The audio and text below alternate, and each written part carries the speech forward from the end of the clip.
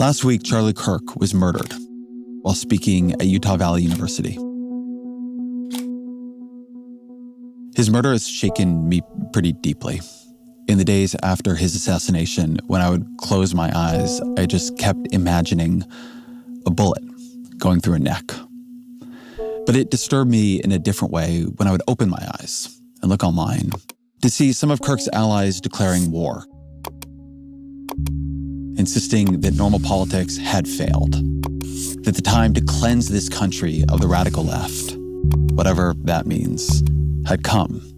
When I'd see some of Kirk's critics mocking or reveling in his murder, sharing clips of his worst moments, suggesting in one way or another that he deserved this, that we were better off. This was not everybody, it was not most of us, it never is. But the nature of online algorithms means that it makes for a lot of what the most politically engaged see of each other. You could feel the temperature rising. These people need to be defeated, not reasoned with. You have the crazies on the far left who are saying, oh, Stephen Miller and J.D. Vance, they're going to go after constitutionally protected speech. No, we're going to go after the NGO network that foments, facilitates, and engages in violence. In my life, I don't think we have ever felt as close as we do now to some kind of violent national rupture. Because it's not just Kirk. In the last few years, a bullet nearly ended Donald Trump's life. A man tried to burn Josh Shapiro and his family alive in their home. A man broke into Nancy Pelosi's home to kidnap her. And when he didn't find her, he fractured her 82-year-old husband's skull with a hammer. The former Speaker of the Minnesota House and her husband were assassinated. The CEO of United Healthcare was gunned down in Midtown Manhattan, and many lionized his killer. Violence is viral. It infects, it spreads. Violence is combustible. It blazes into civil wars, into world wars, into totalitarian turns. Who knows which spark will light the wildfire? In the hours after Kirk's murder, trying to process my own shock, my own fear, I wrote a piece about him. In that piece, I said, you can disagree with virtually everything Kirk believed about politics. You can detest some of what he believed about politics and still believe that he was there on that stage, practicing politics the right way. All right, we're going to get started, everybody. You know how it works. Showing up to college campuses and trying to persuade people who disagreed with him. We're going to be here for a couple hours. Get comfortable.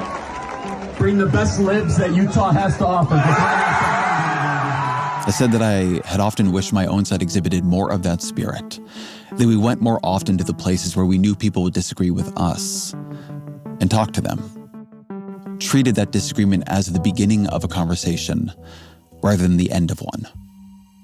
I've published a lot of pieces over the years.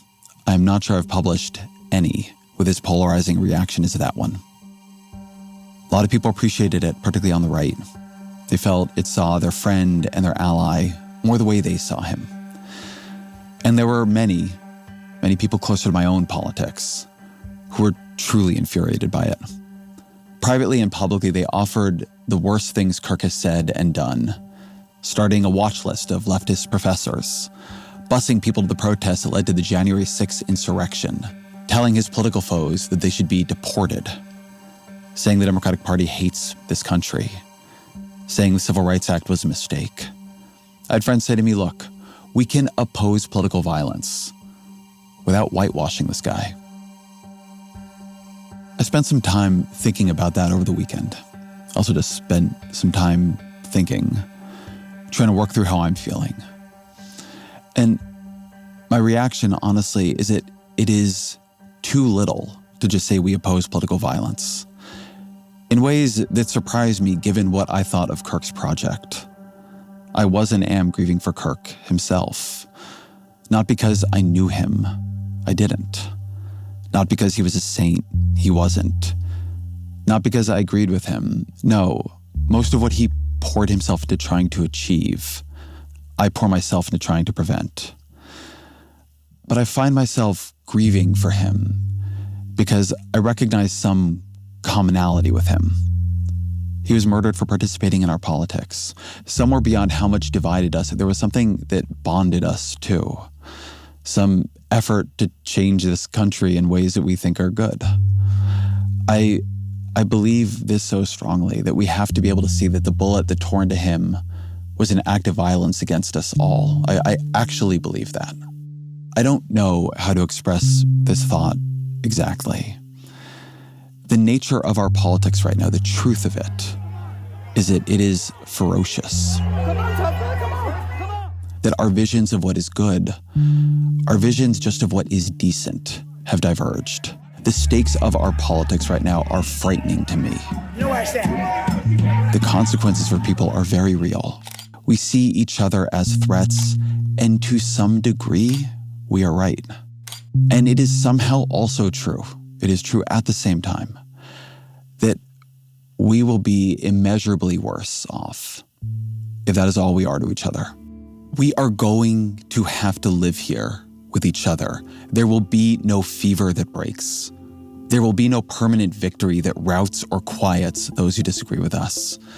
I've watched many on both sides entertain this illusion that there would be, either through the power of social shame and cultural pressure, or the force the state can bring to bear on those it seeks to silence. It won't work. It can't work. It would not be better if it did. That would not be a free country. Much of what I would describe as Kirk's worst moments were now just standard fare MAGA republicanism. And the leader of MAGA republicanism is the President of the United States. He is in the White House, having won about half the country's votes in the last election. We are going to have to live here with each other, believing what we believe, disagreeing in the ways we disagree. To recognize that does not mean we downpedal those disagreements. It does not mean we are not appalled or afraid of what our neighbors say and want. But I think it means that we do more than that too. I think we also have to be looking for what we can recognize in each other. And yeah, in some moments, I think that might mean overlooking what we can't recognize in each other. I worry about how hard social media makes that now. It's not just that it flattens us down to single moments, but that it parcels out different flattened moments to different audiences. We are shattered inside the algorithm, and the shards of us sent flying out into the world. Instead of being complex to each other, we become incomprehensible, almost unimaginable to each other. But it is our choice to see each other through these algorithms darkly. We can choose otherwise. I've thought Spencer Cox, the Republican governor of Utah, has been a remarkable leader over the last week. And what he said here has resonated with me. We can always point the finger at the other side. And at some point, we have to find an off-ramp, or it's going to get much, much worse. But see, these are choices that we can make. History will dictate if this is a turning point for our country. But every single one of us gets to choose right now if this is a turning point for us. We get to make decisions. We have our agency. That does not just go for those of us on the left. I've seen, heard from many on the right struggling with the idea that Kirk's assassination somehow reveals the impossibility, the futility of normal politics. He tried to do it by dialogue, they say, and look what happened to him. What marks those who choose political violence is not their politics. It's their decision to choose violence. That they make that decision, for whatever reason, does not justify you making that decision or me making that decision for any reason. We cannot give the lost or the mad a veto over the agreements and conduct that safeguard our society. That gives lone gunmen all the power, and it leaves us with nothing. I don't know what happened inside the mind of Kirk's shooter. I've tried to imagine being his parents, being so excited for the path he was on just a few years ago. I don't think the question is what politically radicalized the man who shot Kirk. I know many political radicals. They are some of the best people I know. I think the question is what broke in him. This was not the act of someone thinking clearly. But we still have to think clearly. When Nancy Pelosi's husband was assaulted, when Minnesota had to grieve the assassination of some of its leaders, that did not render normal politics obsolete. It made normal politics all the more essential and beautiful. It was a reminder of the horror that lies on the other shore. All I can say for me, in the work I do, is that I want to create a space that takes our disagreements seriously, that takes the stakes of them seriously, the consequences for people seriously, but does so without deepening our divisions irreparably. We are going to have to live here with each other. We are going to have to be friends and foes at the same time. A few days before Kirk's murder, I taped an episode with Ben Shapiro. Shapiro is well to my right, a person with whom I have many disagreements, and also a person with whom I've had good conversations over the years. And this one was no different. It was about his new book, Lions and Scavengers, and talking to him about it surprised me. You learn things talking to people that you don't expect.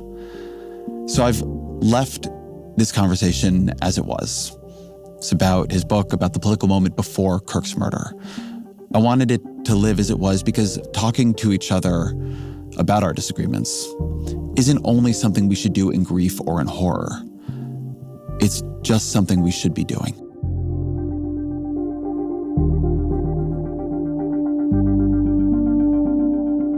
Ben Shapiro, welcome to the show. Hey, thanks for having me. I appreciate it. So let's go into the book. You have a theory of two groups here, lions and scavengers. What's a lion?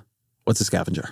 The basic idea is that there are parts of us, or you can say cultures, groups, depending on how you're characterizing it, who are more apt to build, who believe that there is an active duty in the world to make the world better, to build social fabric, to defend a civilization that is worthwhile, to innovate, to protect things that are good. And then there are people who are basically rooted in envy and are seeking to tear down all of those things. And it's not necessarily that they have a good replacement for those things. It's that they have identified a grievance, and then that grievance is directed externally at structures that need to be torn down. It is based on groups, sort of, but I do make the argument that it's actually quite personal. There's an instinct within all of us that is the instinct of a lion and the instinct of a scavenger as well. And the reason that I say that it's sort of internal is one of the things I actually really try hard to do in the book is not use the terms right and left. I really try to avoid that binary because I really do think that this is something that every single individual has to deal with.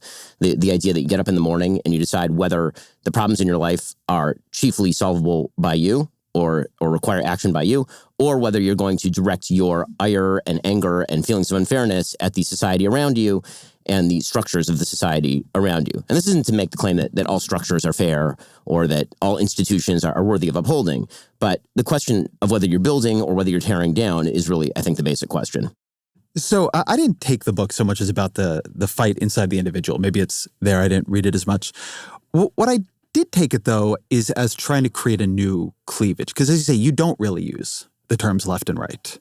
And actually, throughout the book, you're not that clear on who it is you're talking about. So tell me about creating the new cleavage, right? This isn't just left and right. You're not talking about rich and poor. You're not talking about successful, unsuccessful. What's the framework doing for you? I mean, what the framework is doing for me is trying to suss out why it seems that there is a coalition of people who are so angry at the institutions of Western civilization that they are agglomerating and putting together sort of a coalition that has a bunch of mutually exclusive goals and yet will march together with the same banners. And what really led off the book is what happens in the introduction. Right after October 7th, I was slated to debate at the University of Oxford, and I went into London. My security team told me it was actually too dangerous for me to be in London proper. I had to stay about an hour and a half outside of London at a beautiful sort of estate that is now turned into a hotel for safety reasons. And it was that weekend that there was a gigantic protest, what I would characterize controversially as a pro-Hamas protest in the middle of London. And the groups that were protesting were people who ranged from very far left on social issues, who would certainly not agree on social issues, with people who were standing for Hamas, people who were fans of Hamas, people who were just opponents of capitalism. And it occurred to me, why are all these people marching together? What do they have in common? And there are writers who have termed this the omnicause, but I kind of wanted to get to the root of why all of these people who, if you got them in a room and had them argue about gay marriage, would not agree. Or if you got them in a room and had them argue about markets, would have a wide variety of opinions. But what is getting them all together? What is the thing they're all opposing? And you see that sort of conglomeration forming on college campuses. And I think there are deep roots to it. And the sort of rage that was so clearly effervescent in the streets, I think that does have deep roots. So you described that as very personal. One of the things I thought was interesting about the book is that it seems to me to be tracking a change in right-wing thought over the past decade.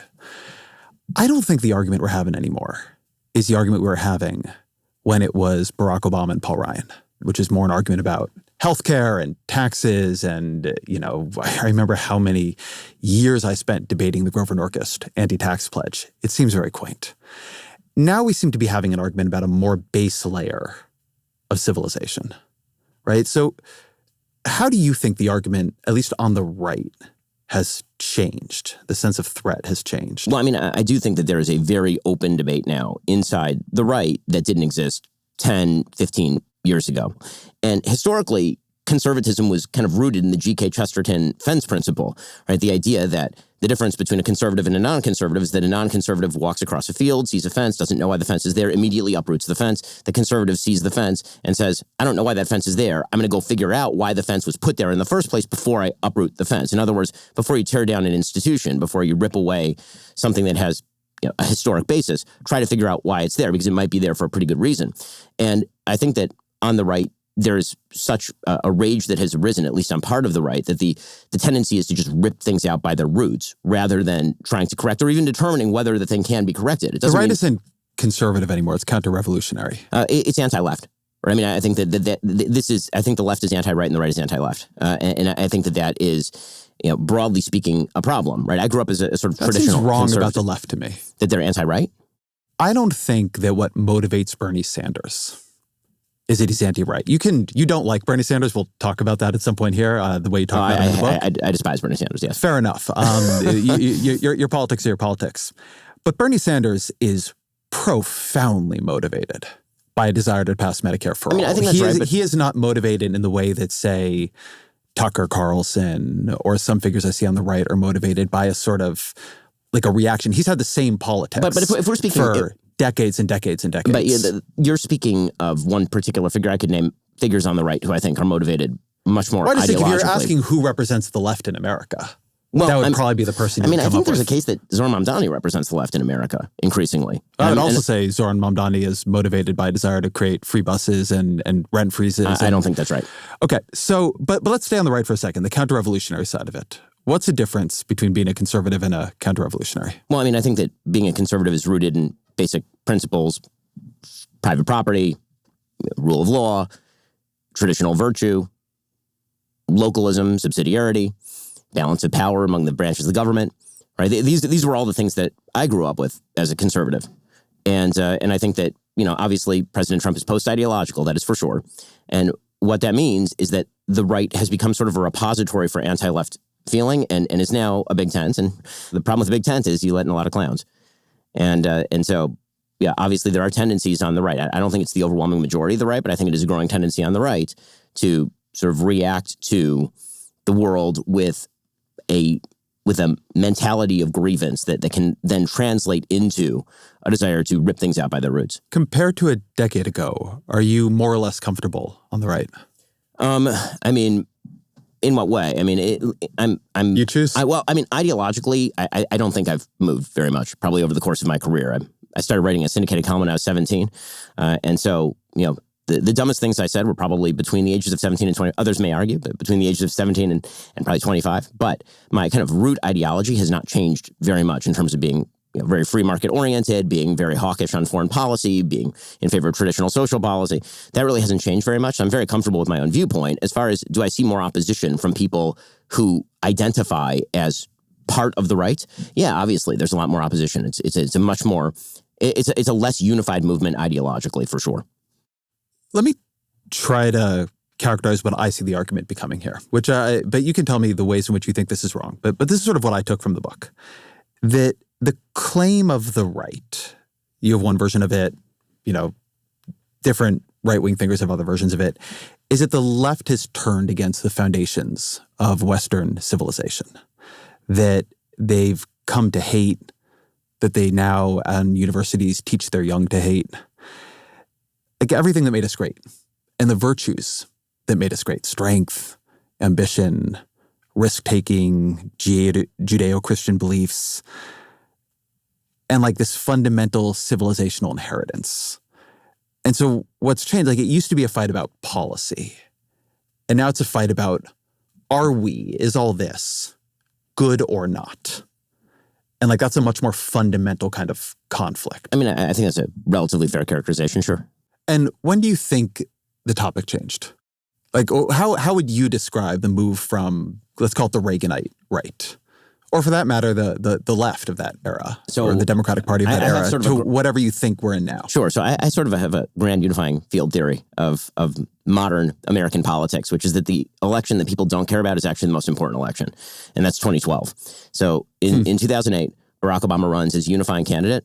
Like him or hate him, I didn't vote for him. I was not a fan. The Barack Obama ran as somebody who was, in his very personage, unifying America. There was no red America. There was no blue America. There was just the United States. There was no black or white America. There were just Americans. And the idea was that he was sort of the apotheosis of the coming together. He was going to be the culmination of a lot of these strands of American history coming together to put to bed so many of the problems that had sort of plagued America over the course of our tumultuous history. And then he pushed a fairly rote left-wing agenda with regard to, for example, Obamacare. The reaction was the Tea Party. On. Right, that was not a hidden part of his 2008 campaign. No, for sure.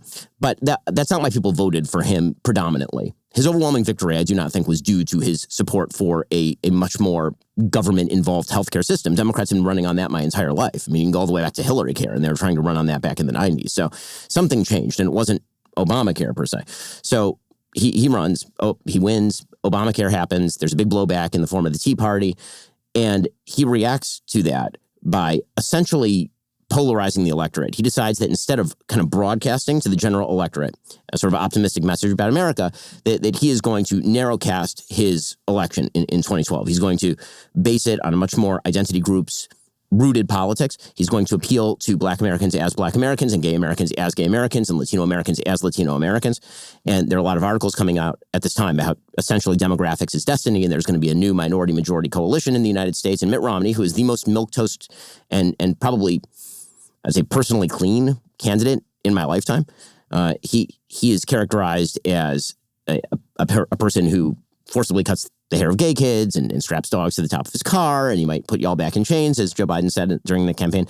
And Mitt Romney loses. And I think that the parties take away from that precisely the wrong messages. They take away the same message, but then they manifest it differently. The message taken away by the Democratic Party is we have an unbeatable coalition, this new coalition that Barack Obama has forged in 2012, in which he lost votes from 2008, but he still maintained a very solid majority. This is the way forward. Right? We will never lose again because we will be able to cobble together a majority-minority coalition, some college-educated white people, particularly female, and we're never going to lose again. And Republicans took away exactly the same message, which was no matter how milquetoast we run, no matter how clean the candidate, we're going to get ripped up and down, and we're going to lose. We're just demographically losing the argument. And so what Republicans came away with was we're just going to throw whatever against the wall. The big problem here is that Mitt Romney was simply too nice a guy. We need to run the biggest pulsating middle finger that we can. That pulsating middle finger is Donald Trump. And so we're going to run him in 2016. And Democrats took away from this that it basically didn't kind of matter who's at the top of the ticket. You could put in Hillary Clinton and she could just inherit the Barack Obama coalition because that was the new Democratic coalition. And then this feels to me, without going too deep into it, this feels to me like a more narrow argument of political strategy. I don't even totally disagree with it. I do think that the Democrats' embrace of a demographic triumphalism was pretty disastrous. And I would obviously, predictably, put more weight on what the right is doing. But I think I'm pushing you a little bit into something more fundamental here. No, but I think that they're connected. This is where it becomes the fight over Western civilization. Because I would say during this period you have, when you're talking about Barack Obama with his sort of, micro-targeted polling or whatever it is, it's like you have the birther smear emergent on the right, again, I think in a very potent way. So, right, Obama creates reaction as well just by nature of who he is. Well, and I don't think it's just as easy as that. I mean, for people who don't kind of live on the right and imbibe from the media of the right during this time, the understanding on the right was that Barack Obama was a much more divisive figure than the left and the traditional media like to say that he was.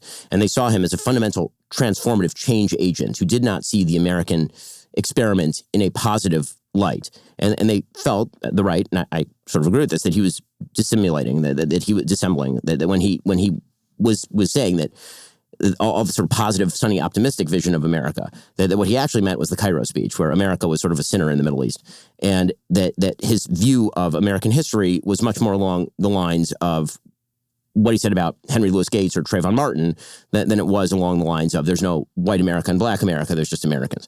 And so the reaction of the right was, okay, this is an interest group-based politics that does not particularly like the founding, and we are going to react to that with Trumpism.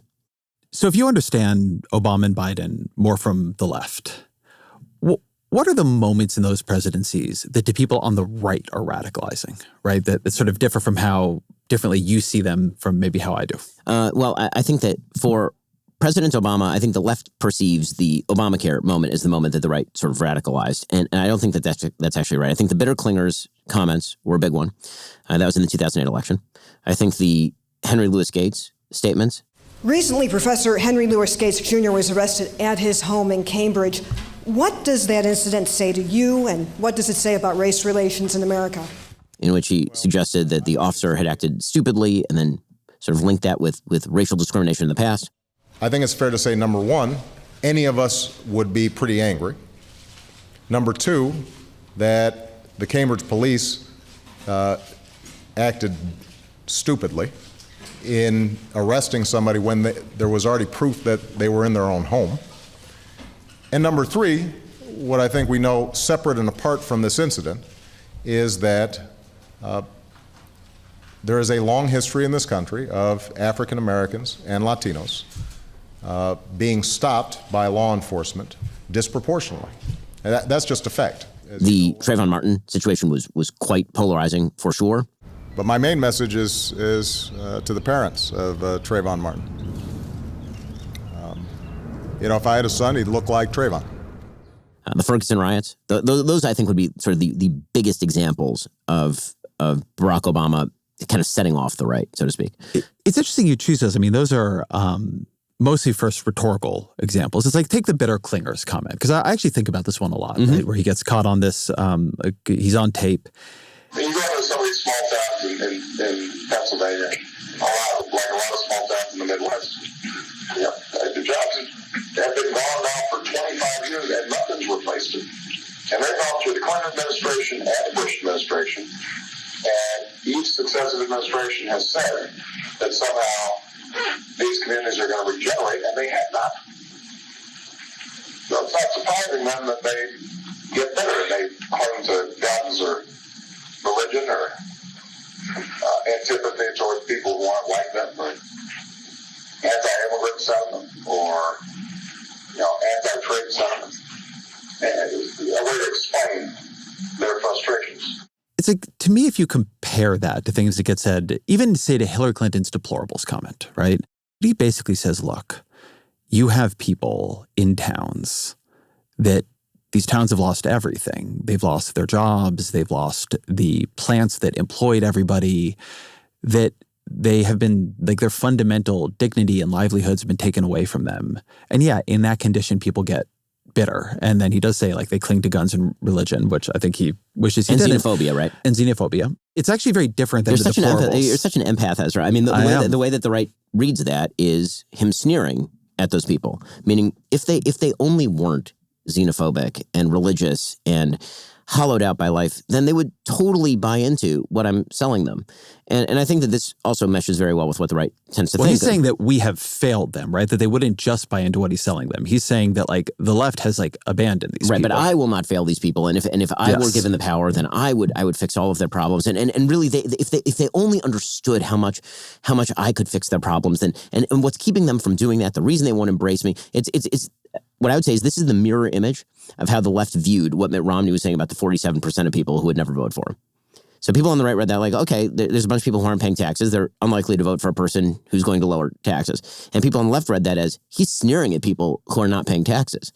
Right? And so I think that there is that element here. It's also the other couple of examples you give are interesting for just being about race, right? And again, the racial issue here, yes, like again, the polling data here is very, very clear. Pretty racial relations in this country got markedly worse in 2013, 2014, 2015. But is that because Barack Obama should have been more positive on what happened to Trayvon Martin or what happened in a very different way to Henry Louis Gates, or because it was hard for people to hear, like, yeah, if you're a black man and you see these, your interpretation is, yeah, like we get hassled by the cops often for no reason in a way that white people don't really understand, or my son could have been Trayvon, right?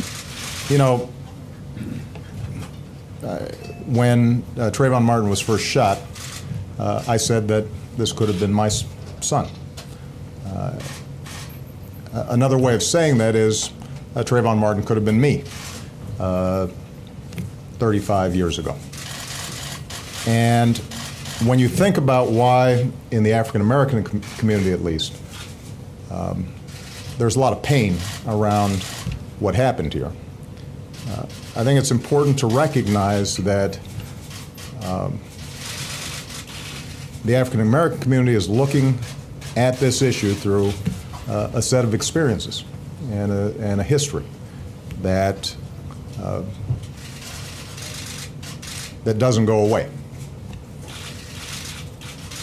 You know, there are very few African-American men in this country who haven't had the experience of being followed when they were shopping in a department store. That includes me. I understand that as also an expression of pain, right? An effort to try to like build a bridge. It's very hard for me to imagine and Donald Trump doing the Henry Louis Gates, the beer summit, as it got called, where you had the cop and Gates to the White House at the same time. It's hard for me when I look back on that and the beer summit in particular to hear like that's what radicalized you all. Yes, and the reason is because the implicit promise of Barack Obama was the worst conflict in the history of America, which is the racial history of the United States, which is truly horrifying.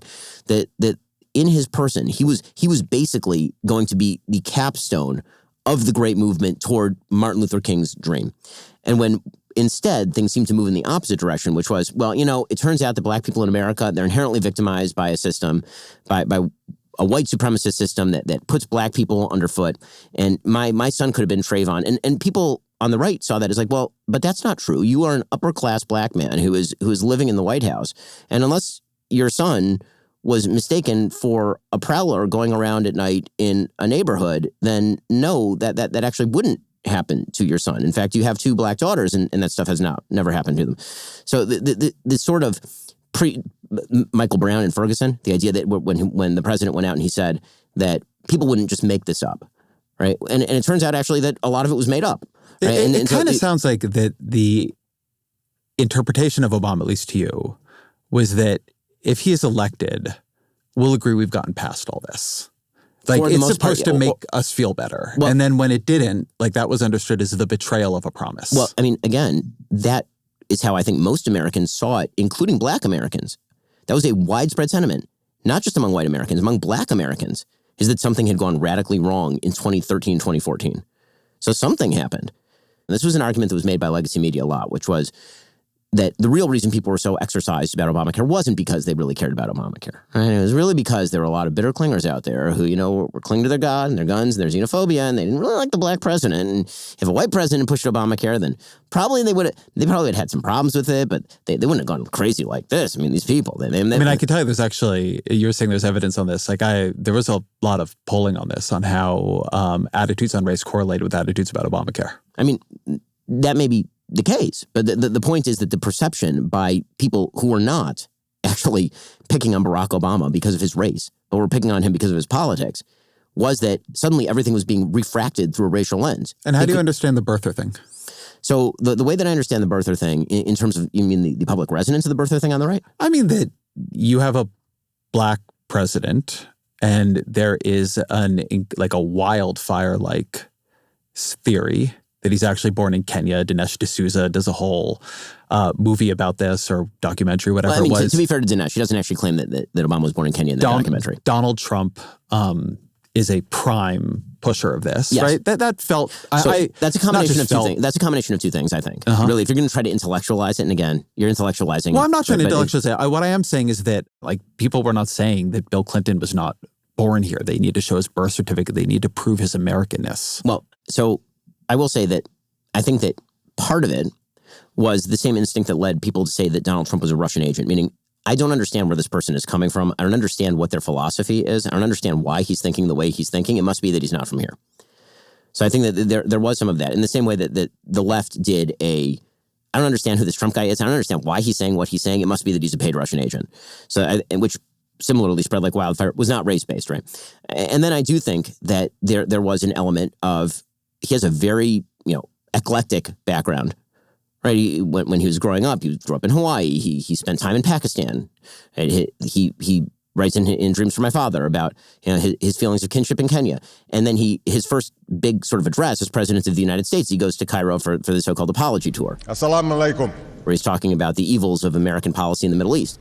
The relationship between Islam and the West includes centuries of coexistence and cooperation, but also conflict and religious wars. More recently, tension has been fed by colonialism that denied rights and opportunities to many Muslims, and a Cold War in which Muslim-majority countries were too often treated as proxies without regard to their own aspirations. And people go, well, this doesn't seem like super, kind of homegrown. Now, I'm saying this as somebody who never bought into the birther crap and thought that it was horseshit from the beginning. But if you're asking me like where the sentiment comes from, I think it came much more from the ideology as opposed to the race. Now, again, is there a combo between background there? Sure. Can you make the argument that there was a racial component? Yeah, absolutely. Do I think that was, the sort of predominant thing that drove it? I actually don't. I think that there was a desperate hope, frankly, by a lot of Republicans that if you could find out that he didn't have a birth certificate, then you wouldn't have to run against him in 2012. And that would be real convenient, wouldn't it? If it turns out he's not an American citizen, then you don't have to worry about it. And there was even some of this by John McCain in 2008. He was born on a foreign military base. That means that he's not an American citizen. There was discussion about this about Marco Rubio. And I don't mean to downplay it. I'm not. It didn't take off with him in the way it did with Obama. Well, Obama was also the most singular political figure of any of our lifetimes by this point. In today's super competitive business environment, the edge goes to those who push harder, move faster, and level up every tool in their arsenal. T-Mobile knows all about that. They're now the best network according to the experts at Ookla Speed Test, and they're using that network to launch Super Mobile, the first and only business plan to combine intelligent performance, built-in security, and seamless satellite coverage. That's your business supercharged. Learn more at supermobile.com. Seamless coverage with compatible device in most outdoor areas in the U.S. where you can see the sky. Best business plan based on combination of advanced network performance, coverage layers, and security features. Best network based on analysis by Ookla Speed Test Intelligence Data 1H 2025. So a lot of the book is a defense of Western civilization from its enemies. You talk a lot about Western civilization.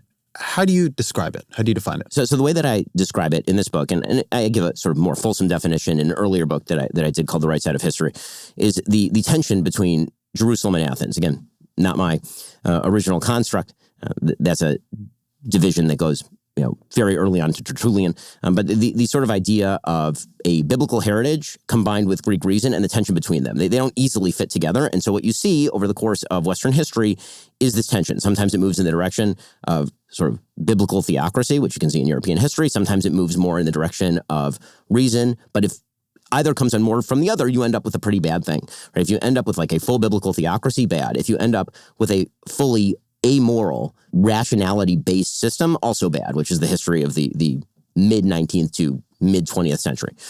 And so, the history of Western civilization is the symbiosis between those two factors.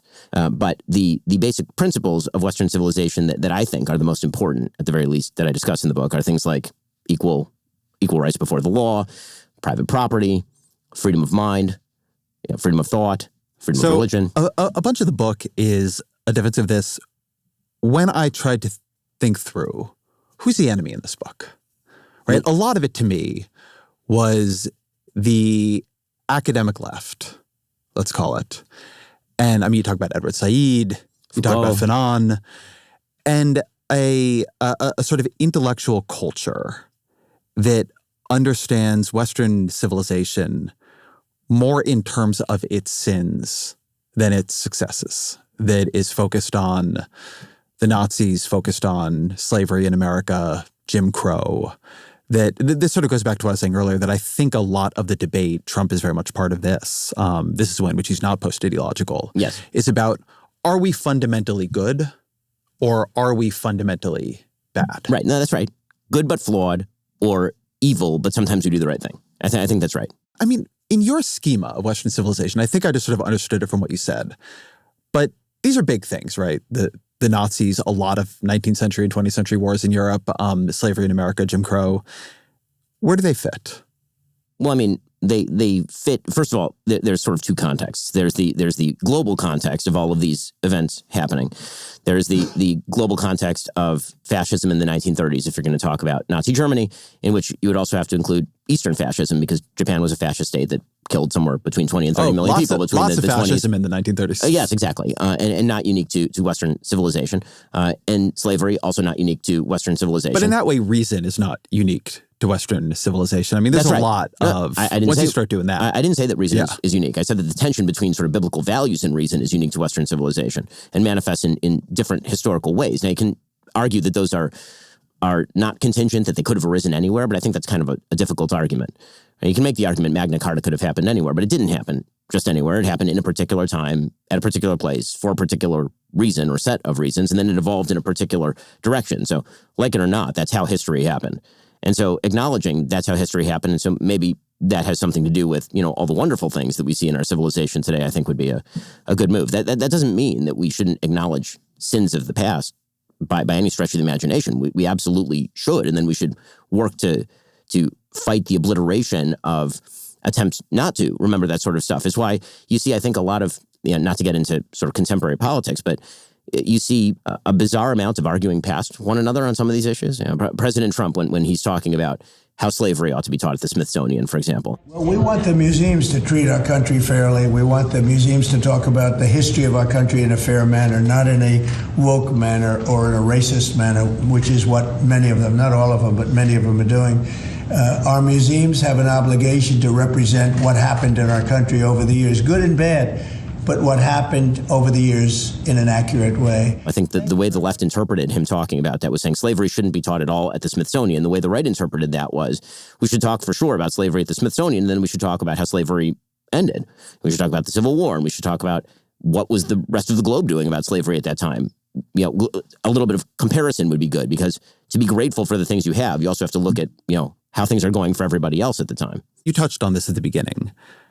But what is a scavenger to you? Who are the scavengers? So the scavengers are groups, ideologies, people who are fundamentally driven by envy and therefore externalize all the problems in their life toward a system that they blame as oppressive and then seek to tear down that system wholesale without even necessarily a plan for replacing it. The thing that really matters is that the system be torn down.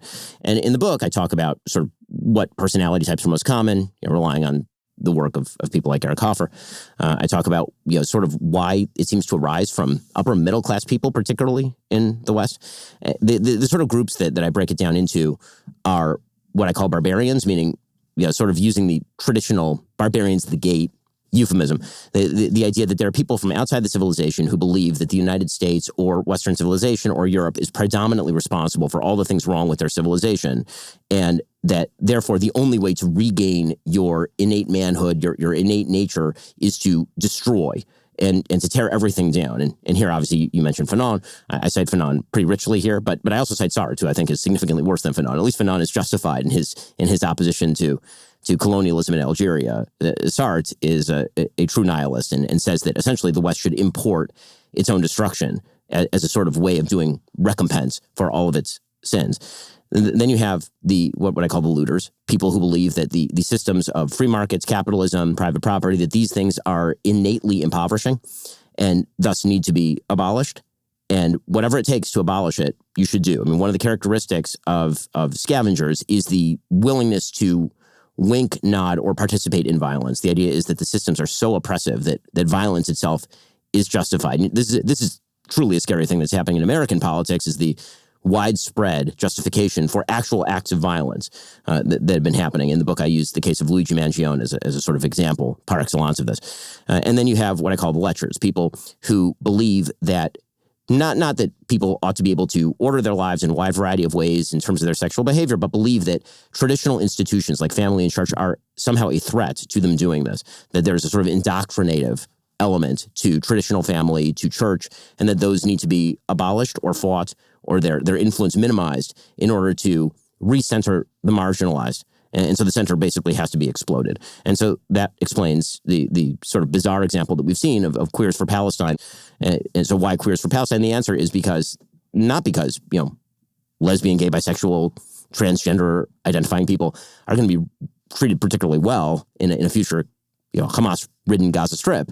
I think the idea is that the same civilization that is marginalizing you is marginalizing these people, and therefore you have to get together in a coalitional fashion in order to take down that civilization.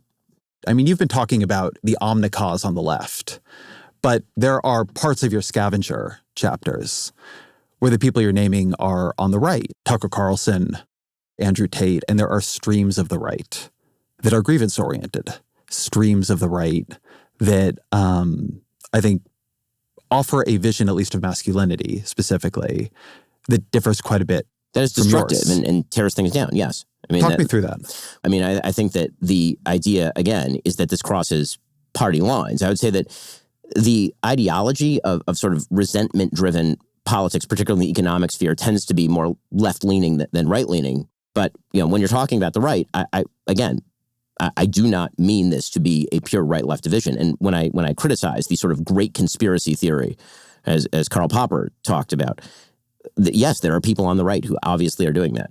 I mean, Tucker is name-checked in the book for this reason. The question that all of this bears on, the purpose of this interview, the purpose of all questions that I've ever raised about Epstein, go back to one central question, which is who runs the world? Yeah.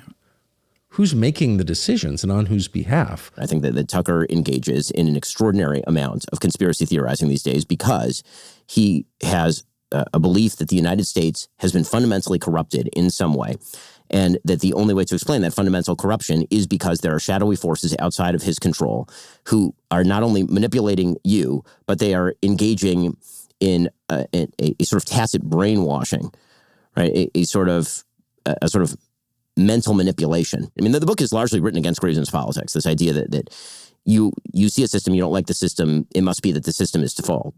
I think that is a rather cowardly way of addressing issues. So name some scavengers with power for me.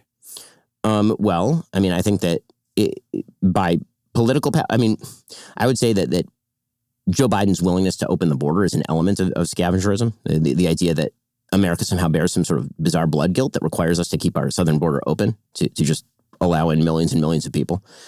I think that's driven by a... You think it, for Joe Biden, was driven by blood guilt? I think that for a lot of the left, that was... I don't know who was president during the Biden presidency. A lot of the left... Name your person. Yeah, exactly. No, I don't mean it like that. I mean, I know the Biden administration pretty well. And what do you think I'll ask you, what do you think was the ideological drive for leaving the border open for that long? I think that they believe that we have an asylum process, that people were fleeing genuine poverty, persecution. I think that they were in coalition and were appalled by the first Trump administration on immigration. And I think that they did not act fast enough when it became a crisis.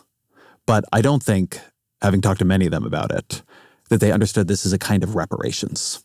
So I do think that there is a part of the left that articulates this as a kind of reparations. I think it's fair to say that wasn't Joe Biden specifically, but I think there is a part of the left that sees it as a kind of reparation. In terms of economics, Bernie Sanders definitely falls in this category.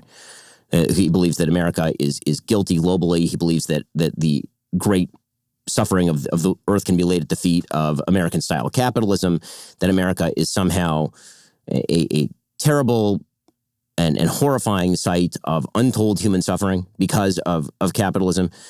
He has never created a damn thing in his entire life that is worthwhile. Created a pretty big political movement. Yeah, I said that is worthwhile.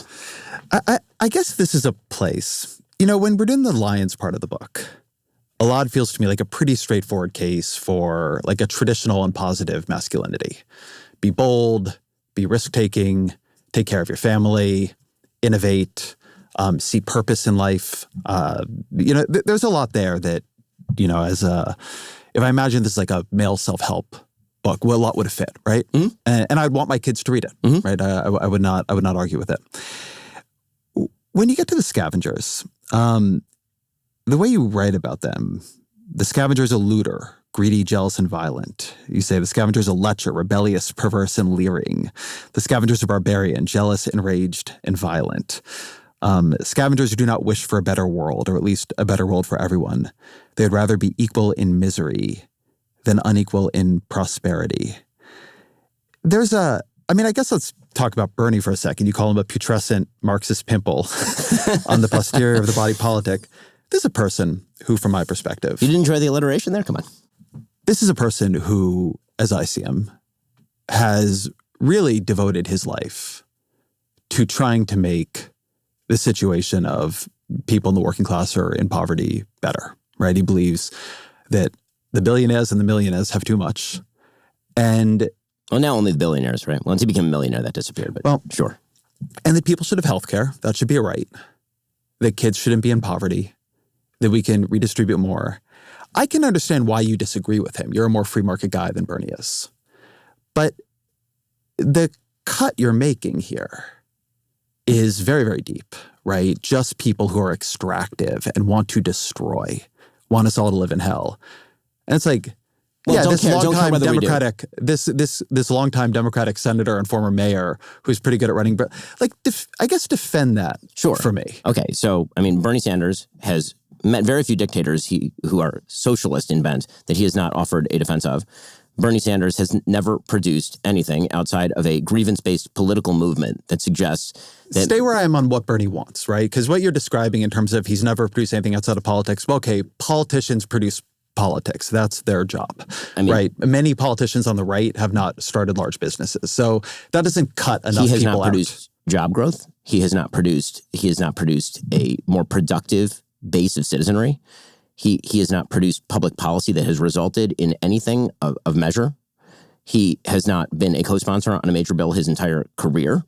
He has sat outside the political system and bitched about it for I've watched him add huge amounts of things to various bills. I covered the Affordable Care Act very closely. Are we now going to pretend that Bernie Sanders is a wildly powerful legislator? Because he was always for someone on the left. He has not co-sponsored a major bill his entire career. He was always somebody who is very good at working to get his amendments into bills. I don't want to try to convince you to like Bernie Sanders. What I'm trying to do is match up like the guy who got a bunch of funding for community health centers. Hold on a second. Sure.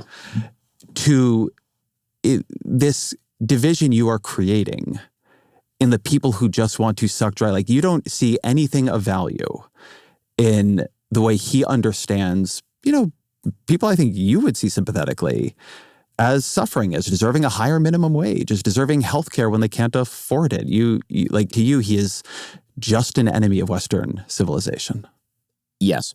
And the reason I say that is because, again, I think that the easy part of all politics and all of human life is to find the places where you think that life has been unfair to people, because life is sometimes unfair to people.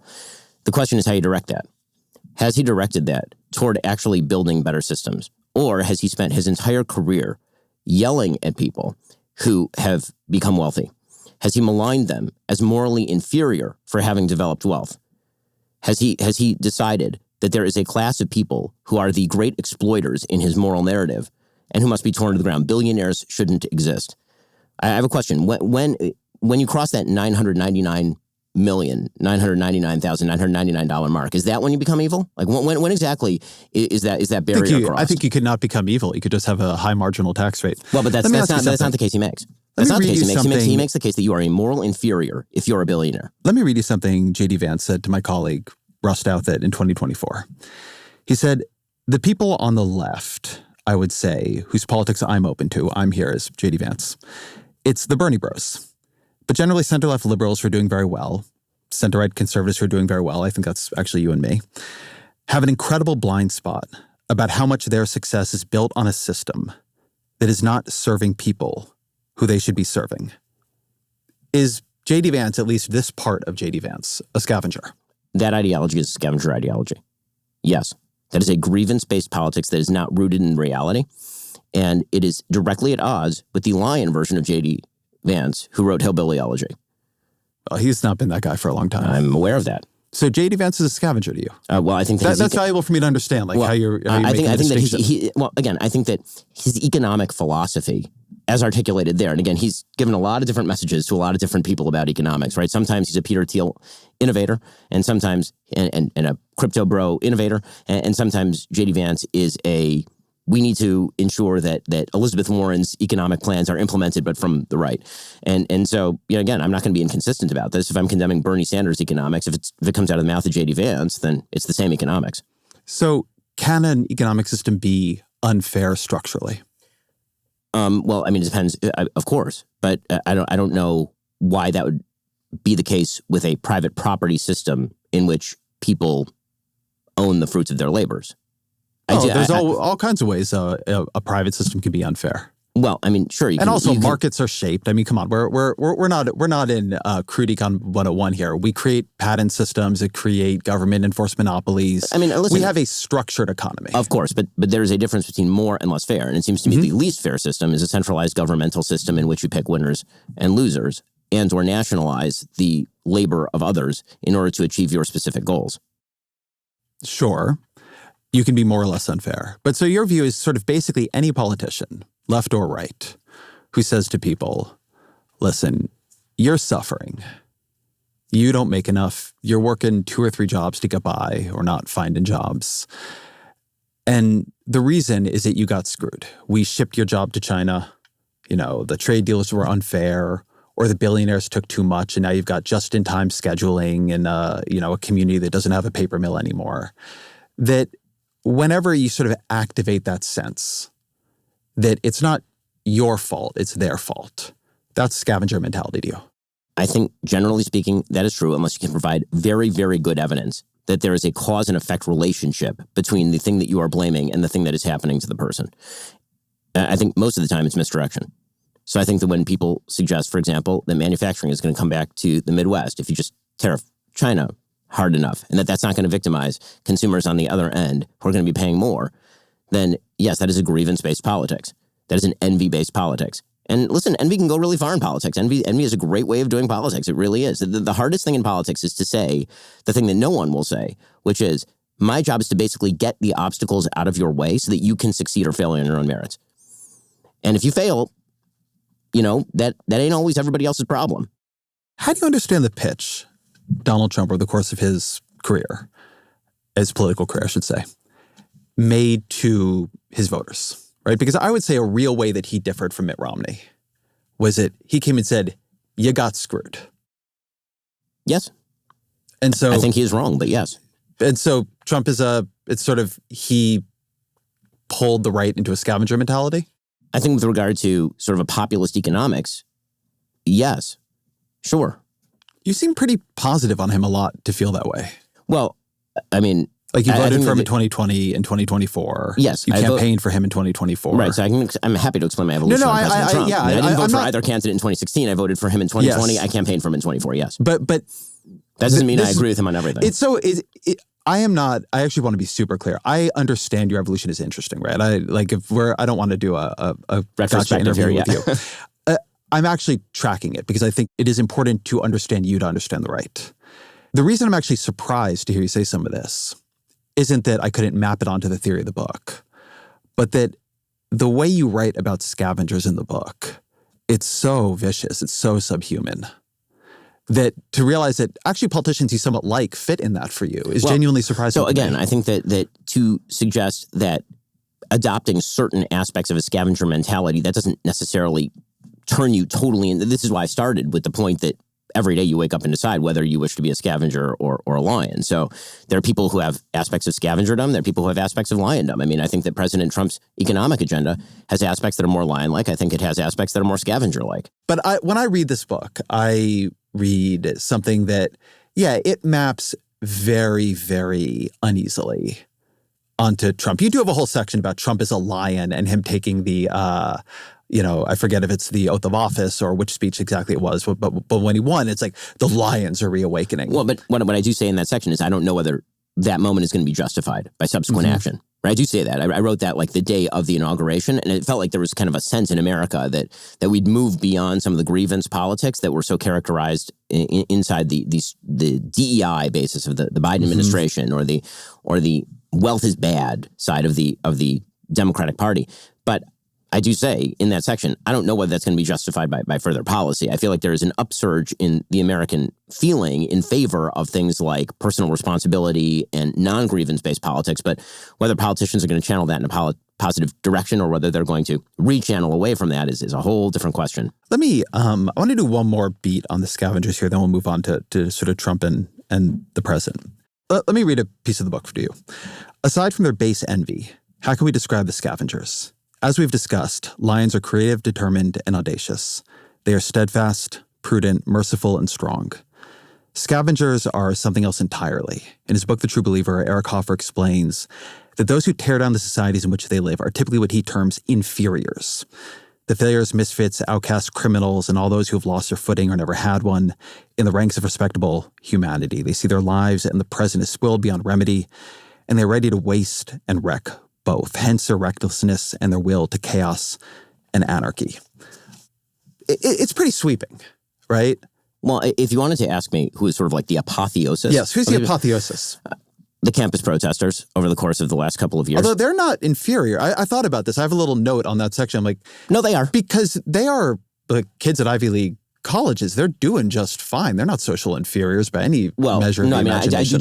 I do talk in that exact section about the scavengers, about why scavengers tend to be drawn from the ranks of sort of the upper middle class and the overly educated who then produce less than they should. You know, the sort of prototypical scavenger, and again, one of the points I make in the book, I'll say it over and over again, is that people are a mix of these things, and that you can sometimes be a scavenger, sometimes be a lion. There are ideologies that are a mix of both. When I'm talking about like the pure thoroughgoing scavengers, here you would be talking about Hamas, people who stand for Hamas, people who are out there protesting on behalf of the idea that the real problem in America is police, to the extent that they actually want to defund the police.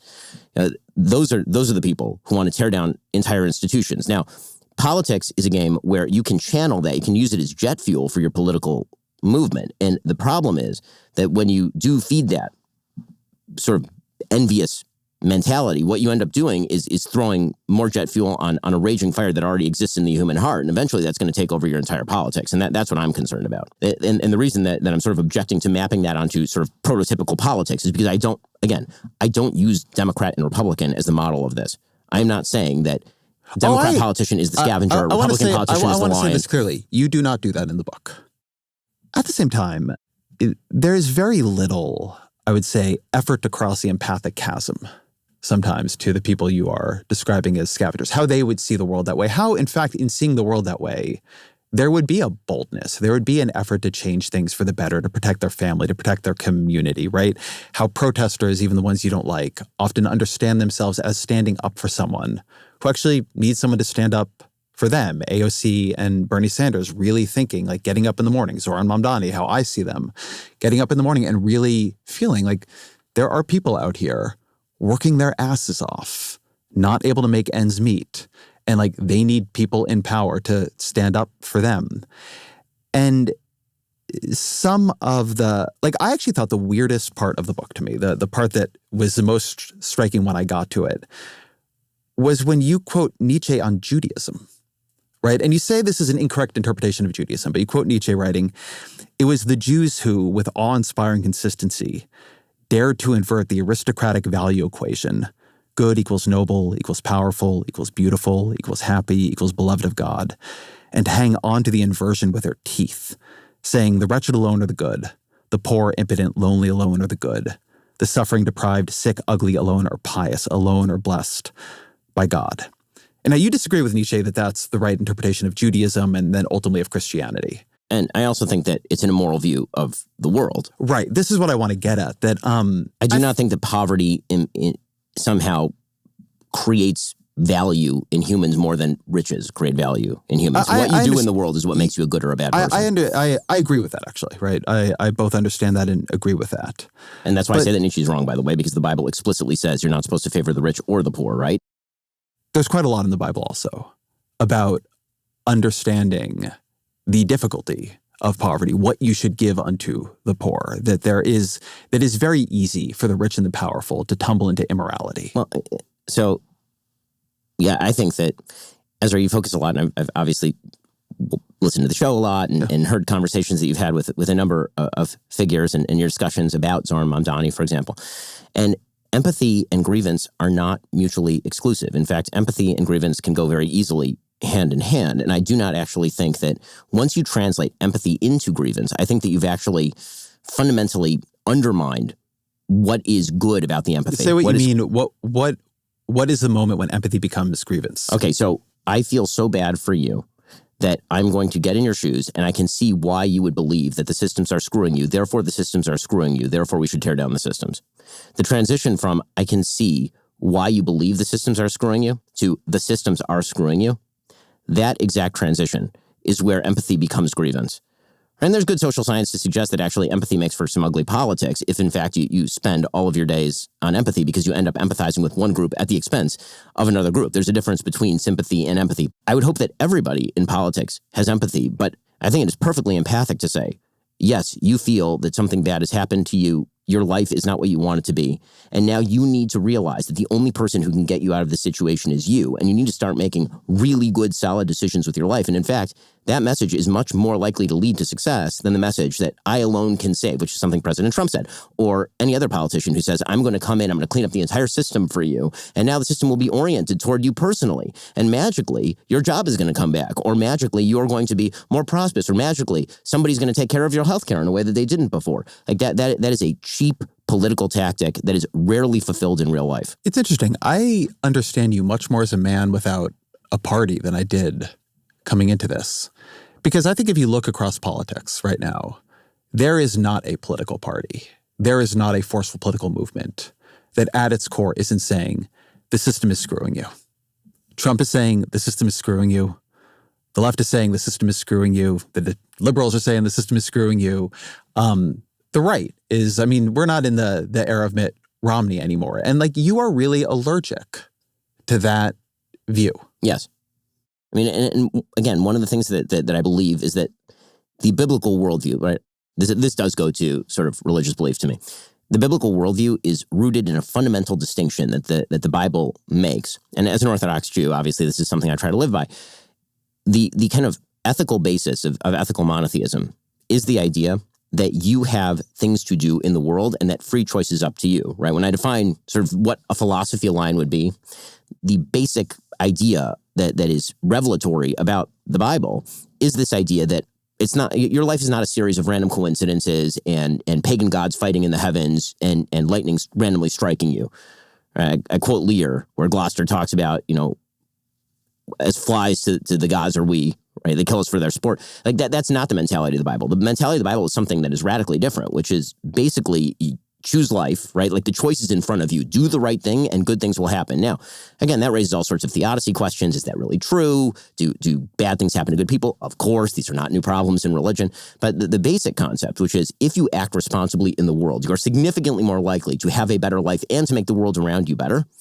That's the thing that I try to live by and to teach my kids. And when you teach my kids the opposite, when you teach them that no matter what they do, they are screwed by the system, and actually the systems that have brought them unnamed prosperity, the greatest prosperity in the history of the world, the most freedom of any human beings who have ever walked this earth, that system is to blame, not them. I am allergic to that. I think that it makes people worse. I think it makes society worse. I think it makes cultures worse. And I think it empties out your civilization of meaning, purpose, and prosperity. It's interesting. I've noticed that there is a real collision of interpretation of the Bible that I feel has become more central in the past decade or 2 decades than at least I perceived it as being before. So on the one hand, I see the author of Dominion, Tom Holland, on a lot of right-wing podcasts. I read Dominion. I think it's a really fascinating and beautiful book, right? And putting forward the argument that a lot of what we revere in modernity, this belief of like the dignity of the individual, that they have rights, they have a soul, that they're not just pawns on a chessboard, right? That they should not just be subject to the whims of power, that is an inheritance of Christianity specifically. And that there is no liberalism without Christianity, there is no. That all these things that the left has sort of rejected as retrograde, it's actually where they come from. And in rejecting it, they have lost something very, very fundamental to what made their entire worldview possible. And then there's this sort of other interpretation emerging out of the Bible, which is much more this sort of, I wouldn't call it a personal responsibility in the way you're talking about it, but something that is much more about the world is ordered. And it depends on your actions. You have been given a guide to how to act within it. And if you want to succeed in this world, you must follow this guide. And it's not that these two things cannot cohere. I think one's kind of an outside view and one's an inside view, right? But I just think it's interesting, right? This sort of what I would call like the Bible of the meek and the oppressed, and the Bible that is often used by or thought through by those in more power who believe the system has certainly been fair to them. And if others would follow in their footsteps, they would find it as fair. Well, I mean, to be fair, I mean, I think that actually the better distinction there would be between the people who are religiously observant, meaning who actually, try to bring the Bible into many, many aspects of their life, and who tend to line up, again, more along the lines of what I'm talking about. And the people who read the Bible as sort of an informative document, a book of wisdom, or people who try to trace the outlines of Western history from the outside, which is what Tom Holland is trying to do. I don't think I buy that. I think that when I look at the politics of the modern Christian right, of evangelical Christianity, I do not question people's faith. I don't question how much you try to bring the Bible into their life, but I don't think their politics reflect what you are describing. I think it has become a very grievance-based politics. So actually, if you look at sort of the more grievance-based politics on the right, it tends to be among the more irreligious members of the right. Again, not to get back into my own personal evolution on President Trump, but that's certainly a thing that happened. Right? I didn't vote for him in 2016. And a lot of evangelicals did not vote for him in 2016 because they were uncomfortable with how this sat with certain values. And then people sort of came around and said, okay, well, I guess this is the choice that I have now. Let's talk a bit about Trump. This is something that you sort of gestured at, but why don't we do it as a way to set up this part of the conversation? You were very, very opposed to Trump in 2016, wrote a piece about how you would never support him. Over time, shifted. You've talked about this publicly. There's a National Review where I said, here's what he could do to earn my support at the same time. But yes, and he did many of those things, to be fair. But yes. So talk me through it. Talk me through your evolution on Trump. Sure. So when he came along, I made several critiques of Trump. Some were character-based. Some were sort of personality-based. Some were critiques of people he was letting into the movement. I thought that the expansion of the Overton window for the right, I think somewhat necessary. I think that it was overexpanded, and I think that there, as I said at the beginning, some clowns in the tent. But when it comes to his actual policy, I assumed that he would be as heterodox in his politics as he had been in his campaign, which is to say he was on every side of every issue, and you kind of saw in him what you wanted to see. Was he going to be conservative on social policy, or was he going to carry around a gay pride flag? Was he going to be a person who was staunchly pro-life, or was he going to be a sort of New York pro-choicer? Was he going to be somebody who was in favor of strong Second Amendment rights, or was he going to be, maybe do some gun control? Was he industrial policy guy, or was he free markets guy? He could legitimately take any or all of those sundry positions. Mm-hmm. Were the judges that he appointed going to be along the lines of Clarence Thomas and Antonin Scalia, or was it going to be his relatives? And so my assumption was that he was going to essentially govern almost from the center left, and that many of his policies were not going to align with the things that I wanted. So I wouldn't get what I wanted policy-wise. I thought that he was going to, have a dire effect on the kind of political nature of the country. And I had objections to his character. The extent of the rhetoric that he used in 2015, 2016, I think was quite unpleasant and wrong and bad, and I still have objections to. And so, as I said, when I endorsed him in 2020, my character critiques of President Trump didn't change. And many of the things that I thought that were bad that he might bring about, more polarization in politics, for example, that did happen, but I got much better governance than I thought I would, and meanwhile the left went insane. And so that was sort of why I moved in 2020, was the bad things are pretty much baked into the cake. We know what we've got. He gave me more than I thought he would when he gave me, several justices on the Supreme Court who I actually quite liked. When he decided that he was going to push sort of a traditional Republican economic policy with regard to deregulation and tax cuts. He pushed a foreign policy that I thought actually was quite excellent. That was the best part of his administration in term one. And so I got more than I thought I was going to get. So I changed my opinion because the facts had changed.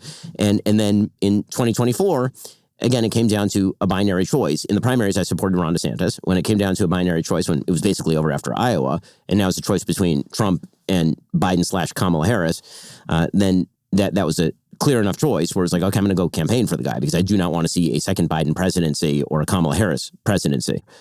But I think that many of my underlying objections didn't particularly change. Where are you now? We're 7 months in. What have you liked? What have you not liked? So I think that his attempts to move more toward meritocracy and away from DEI in sort of federal policy and procedure is good. I think that what he has been doing on foreign policy is shockingly better than I thought that it was going to be. I was one of the few people on the right who consistently took the position that we ought to continue supporting Ukraine, for example, and he came around to that position, that maintaining support for Ukraine is a good thing. Obviously, I'm very pro-Israel. I like his Israel policy quite a lot. I think that when it comes to his tariff policy, I've been openly and vocally anti. When it comes to things like industrial policy in which we're taking stakes in Intel, not a fan. When it comes to his social policy, there hasn't been a lot to say on social policy, frankly, because after Roe versus Wade was rejected, it basically kind of got kicked down to the local level. So you're not seeing a lot there. But I would say that overall more good than bad, but it's a mixed bag. And one of the arguments that the right is constantly having with itself is, do you grade him versus what you would have gotten with Kamala Harris, or do you grade him versus what you want from him as the president? And I always tend to do the latter. I tend to say, here's what I want, here's where I wish he would do better, as opposed to, because all day long you can say, okay, well, it'd been worse with Kamala. I agree. That's why I voted for him. That's why I campaigned for him. It's interesting. There's an almost parallel argument on the left, which is, do you talk about Trump as a normal Republican, right? He's a guy who's, cutting Medicaid to fund tax cuts. Or do you talk about Trump as something abnormal, something authoritarian, somebody sort of taking new powers? This is something that at other times you've been very, very alert on. You read about Barack Obama, that he's a man who embodies all the personal characteristics of a fascist leader. You said about Biden that he is an aspiring tyrant, held back only by the strength of our constitutional structure. I would say on both those counts, who has the personal characteristics of a fascist leader, but also who is sort of pushing at the boundaries of constitutional structure, using the power of the government to harass enemies, to create incentives, to punish those who have wronged him, to, force institutions to fold. Trump has been, sort of whatever you think of him, much more creative and aggressive than any president of my lifetime. I'm not sure he's been much more creative and aggressive than any president of my lifetime. It depends on the sector. I mean, I'm old enough to remember in 2009 when Barack Obama called bankers on the carpet and said, I'm standing between you and the pitchforks. On the left, that was widely understood as him saying, listen, you guys should support reasonable financial regulation because I am trying to keep these people from coming for you. And that was actually true. Well, I mean, the other way to read that is as a tacit threat, which is how you would read it if it came from Donald Trump's mouth. If Donald Trump said to a corporation, I'm standing between you and the pitchforks, sign on the dotted line, you would read that in the way that I'm reading Barack Obama. I think I'm more interested in the things he is actually doing, right? There's an old thing about Trump, and the thing people said about... I've said before, this is the thing people said about him in the first... the guardrails will hold, right? And they have. Meaning the way that the analogy that I've used about President Trump before and his sort of tendency toward executive power, which has been, to be fair, a growing tendency across administrations of both parties over the course of the last 20 years minimum. The radical devolution of the authority of Congress and turning it into a vestigial organ of government, with which I greatly disagree and think is a massive, humongous problem. When you look at what President Trump has done, what the argument that I will make is that he's been more sophisticated in his second term. This is true about trying to avoid some of those constitutional guardrails. However, he is in fact abiding by court orders. When a court orders him to do something, then he actually is doing that thing. He is not doing the Andrew Jackson let them enforce their I agree. Order. He is mostly. There are sometimes we sort of know that Emil Bove and others have been a little bit on the edge of that, but I think in general they're abiding by court orders. And the Supreme Court is, we just did a show on this, I think giving Trump a lot of the power he has sought, which in the way the system works, he's got the power. I am a little bit surprised, though, to hear you say that this is all, equivalent to the way, say, Obama used the executive branch. I mean, the pen and the phone. It's not just a pen and the phone. It's like you look at the way he has gone after individuals who offended him from his first term. John Bolton, Adam Kinzinger, Liz Cheney. Removing the security team from Mike Pompeo. Removing the security team from Mike Pompeo, or for that matter, from Anthony Fauci, right? Using deportation as a tool around speech, not just as a tool around immigration. Well, I think all these are different policies and lumping them all together. They are different policies, but what I understand them all as being is a singular approach to power. Well, I will wildly disagree on the second part, and I will agree on the first part. Let's start with the first part, then we can do the second part. Okay, sounds good. So when you're talking about going after political opponents and the like, yes, I agree that is a misuse of executive authority. Absolutely, 100%. And I think that I've seen it done, unfortunately. I don't mean to do a both sidesism because I'm condemning both sides for the thing. So both sidesism is typically where you say it's not that bad because my side is doing it because the other side also did it. I'm saying it's bad when both sides do it.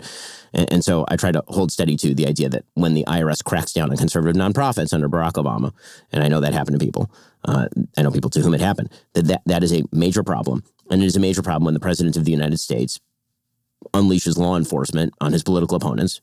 Again, I think that you can make the case from the right, and the right has very assiduously made this case that law enforcement has been used on both state and the federal levels in ways with President Trump that were at the best creative. But yes, it is a problem when Donald Trump does it as well. When it comes to the deportation policies there, I will strenuously disagree, and I wish that we had these deportation policies all along. I do not think that we have a duty to import people to the United States who do not like our civilization, support terrorist groups, do not have any real kinship with our values, and have come here to lead protests at Columbia University. You think we should deport people for speech? I do not think that you have the same free speech rights as a person who is seeking to immigrate to the country that you do if you are born in this country. And to the best of my knowledge, I don't think that the President of the United States believes that he can deport Ilhan Omar, who's a citizen of the United States, and saying the exact same things as Mahmoud Khalil, who is not a citizen of the United States. Well, had a green card. You're not supposed to deport people for speech with a green card. Yes, but there's a difference even between green card holding and actual citizenship. That can be fought out in the courts, but the basic idea that we should... The real sin was that we let Mahmoud Khalil in the country in the first place. The reason I argue with this, that we're seeing a unified use of power, right? A unified theory of power, is that, from 2020 to 2024, there's a big argument that emerges around free speech. And I don't think that argument, by the way, is crazy, right? I think that there's a lot that sort of liberals and liberalism has to rethink that it did in that period. The thing where Grant Linehan, the comedian, who sent a bunch of shitty tweets, but then got met at Heathrow by police, that's a problem, right? That's not how that should work. And I think that, it is something that sort of we on the left have to answer for having, in some cases, been enthusiastic about things like that, but in other cases, just decided to avert our eyes, right? If a bad thing was happening to a person we thought was bad, we just didn't talk about it, right? But there's a very principled defense of free speech, including speech you hated, right, on the right. And what I see happening with Trump is anything, people, institutions, that he perceives as threatening him. And in many cases, just speaking out against him or having investigated him or, participated in his impeachment proceedings, with Adam Schiff or something else, he is using what powers he has to go after them, alleging mortgage fraud or cracking down in a million different ways on universities. The thing with the law firms, I think, was an example of that. I mean, when I see the law firms is a better example than the universities. We will probably sort of differ on what is motivating different examples, but what I see is a unified effort, right? Again, which goes back to counter-revolutionary tactics, right? This is, I think, in some ways a difference between being conservative and being counter-revolutionary, to say, this has gotten out of hand, this whole society, this whole place. And what we need to do is use the power of the state to change it, right? When Trump is up there saying that ABC and CBS should maybe have their broadcast licenses revoked, he sees Chris Christie on TV criticizing him. He says he's going to open an investigation into the bridge.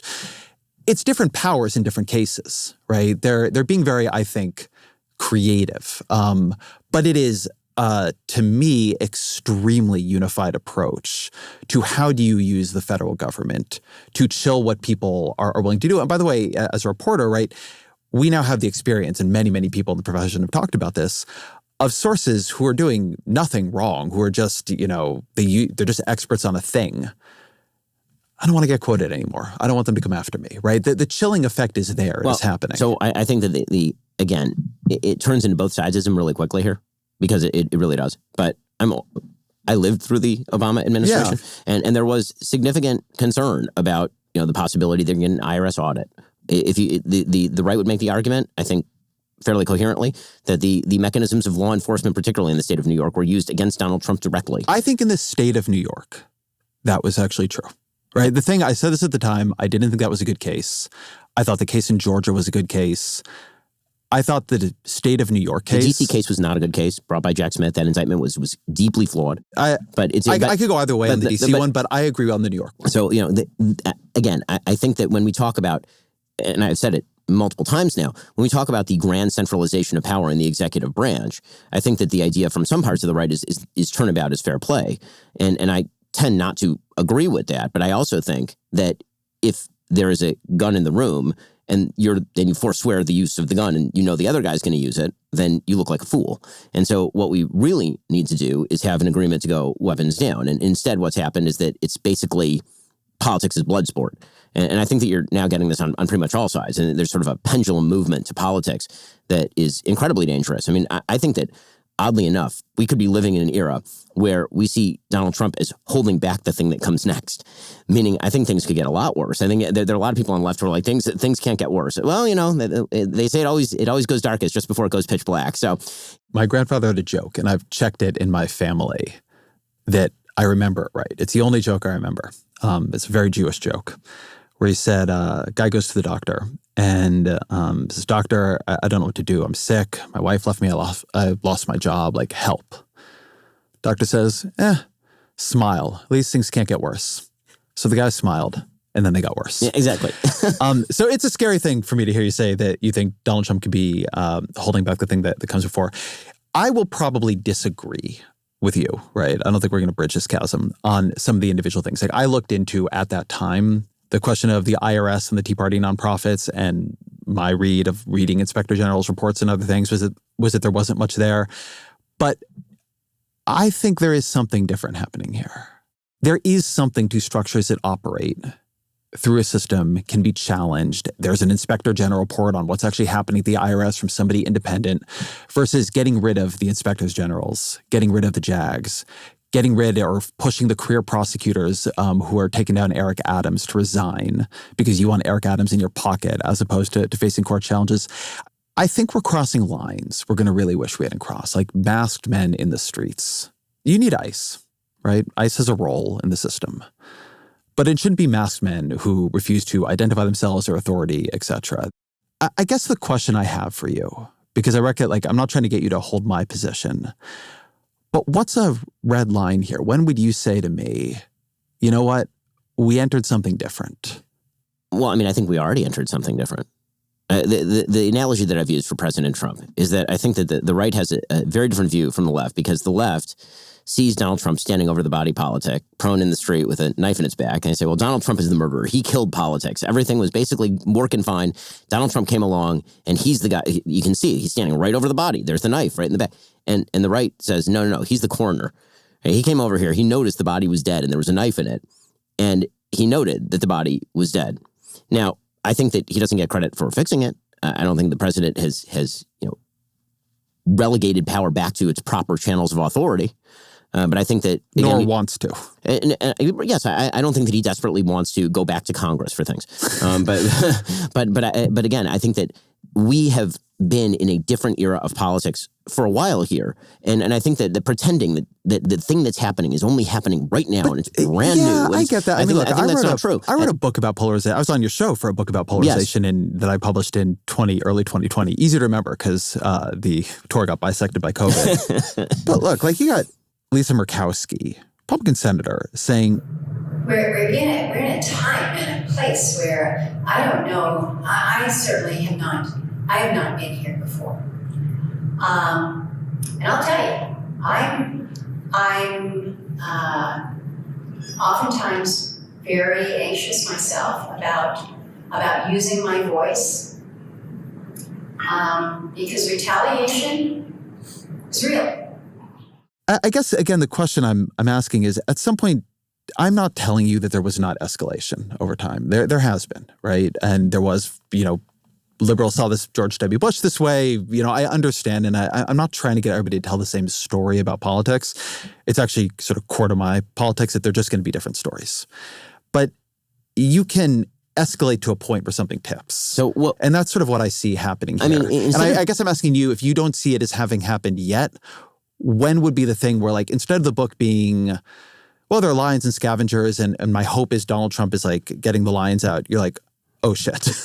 Well, what is your oh shit moment? I mean, again, I think the book is largely a recognition that we're in the oh shit moment. We've been in the oh shit moment for quite a time. I mean, I think that the aggregation of power to a centralized authority is an outgrowth of a grievance-based politics that has been growing inside the United States and the West for decades. I do not think that these two things are disconnected. I mean, all centralized politics of the 30s, if we're going to do that analogy, is rooted in grievance-based politics. That's what it was. Nazism was grievance-based politics. Mussolini's fascism was grievance-based politics. Japanese fascism was grievance-based politics. And you know, that politics goes awry very, very easily. And it typically results in people who believe that if you give enough power to one mode of the government, it will do your bidding for you. And that's a very, very scary thing. And I think the only way to fix that is to do a few things. On the personal level, to actually stop treating it as empathetic or virtuous, to tell people that their grievances are because of the system that must be completely wrecked. I think that's a huge mistake. And then on a political level, I think that we ought to discuss how exactly the sides go weapons down. So a proposal that was made by my friend Jeremy Boring that I think is actually quite smart. I happen to be a fan of the filibuster. Now, I know Democrats right now are a fan of the filibuster because it's useful to them. And presumably, if they win the Senate back, they will no longer be fans of the filibuster. I'm a long time not fan of the filibuster. Right. So I'm a fan of the filibuster because if you actually wish for there to be, you know, any form of slowing in the system or gridlock in the system, which I'm a fan of gridlock in the system. I think gridlock is actually quite a good thing. I think that the American people should be told no an awful lot. And that's why the Constitution is very complex and designed specifically in order to create federal gridlock. So if you're a fan of the filibuster, I understand you're not. I am. What the Senate should do is they should say, let's do a constitutional amendment to enshrine the filibuster. I think that the attempt to do a convention of states in order to enshrine the principle that Congress is responsible for significantly more of our policy than the president, that would be a very good thing. I think the thing that the founders didn't game for, they figured ambition would check ambition. They didn't figure that electoral ambition would check actual power ambition. So let's talk about the founders didn't, because I think this is actually an interesting place to explore. I'm not a fan of the filibuster, but one of the reasons I think is sort of not dissimilar from why you are a fan of it, which is I wrote this piece in Newsweek many owners of Newsweek ago. And the argument I made was that gridlock is actually a better metaphor for what happens in Congress than people think. Because in gridlock, things don't just stop moving. Everybody starts to take side streets. And what the filibuster does is it often takes Congress out of the game.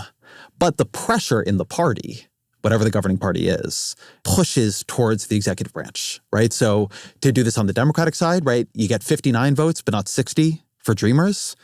Well, maybe we'll just have Barack Obama do it by executive order, right? Or on the Republican side, there is a delight, a genuine delight in the amount of executive authority Donald Trump has taken on. I think I have the number here, but in the first, Obama issued 276 executive orders in his 2 terms.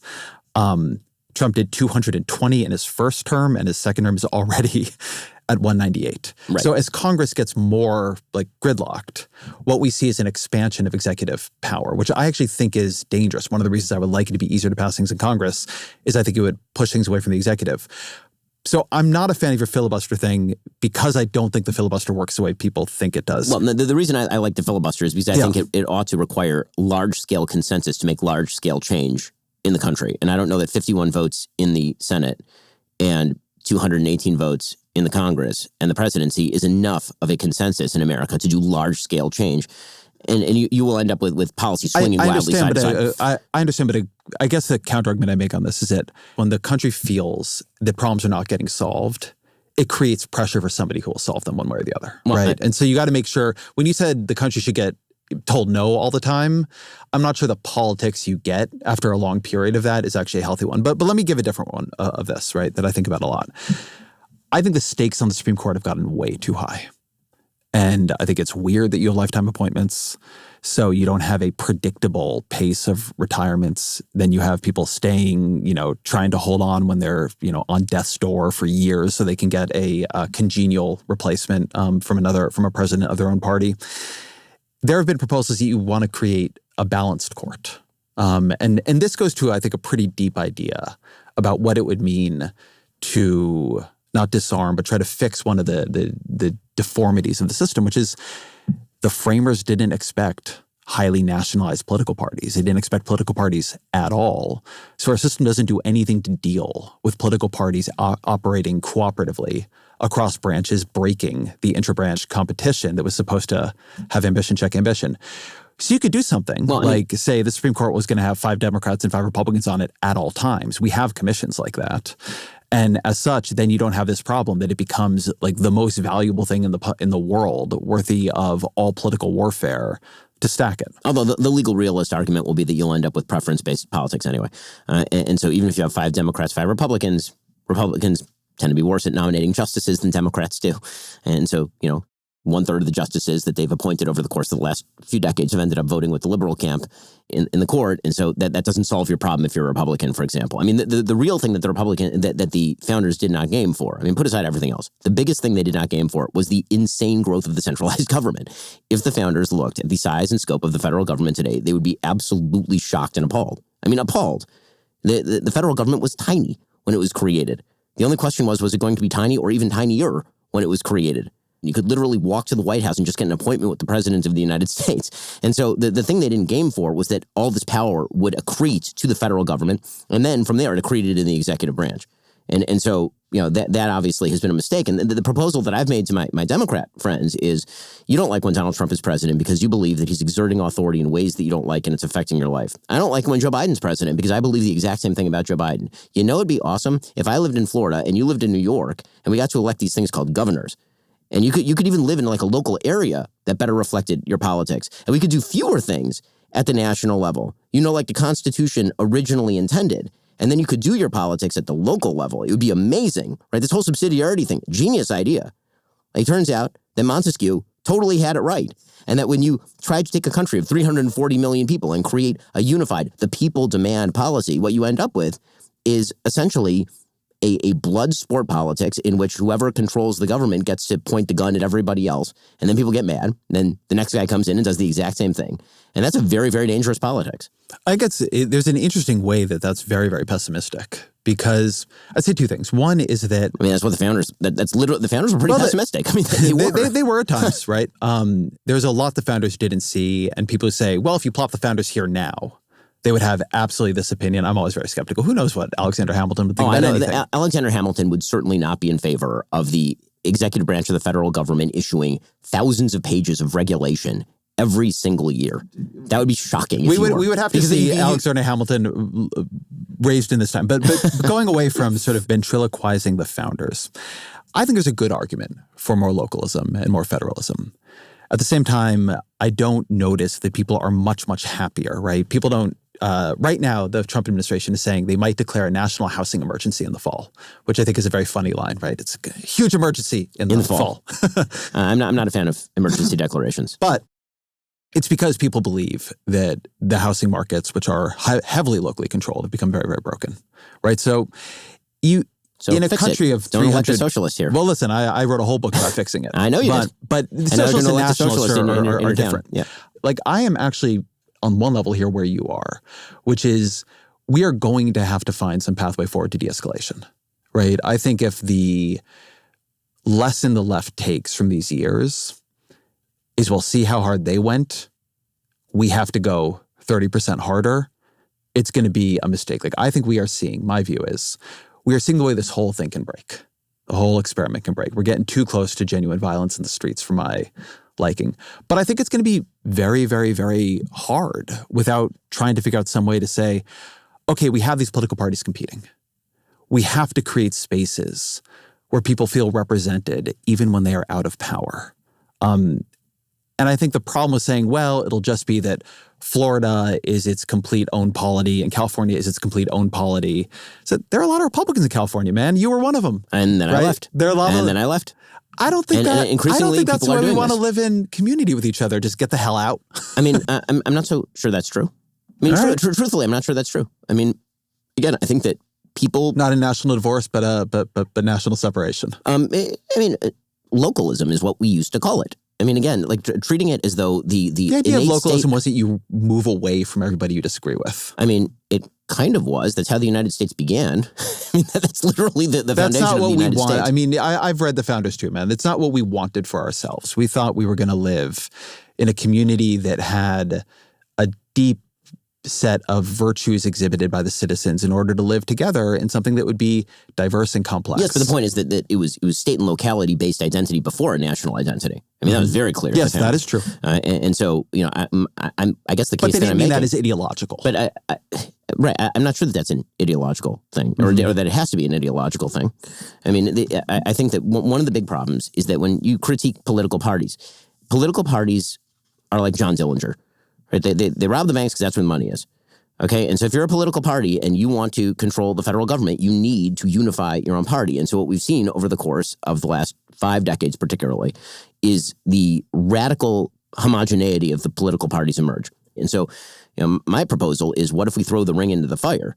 Right? Instead of trying to figure out better ways to control the handling of the ring, what if we just take it and we toss it into the fire, and then we actually just go back home to the Shire? Like, how about that?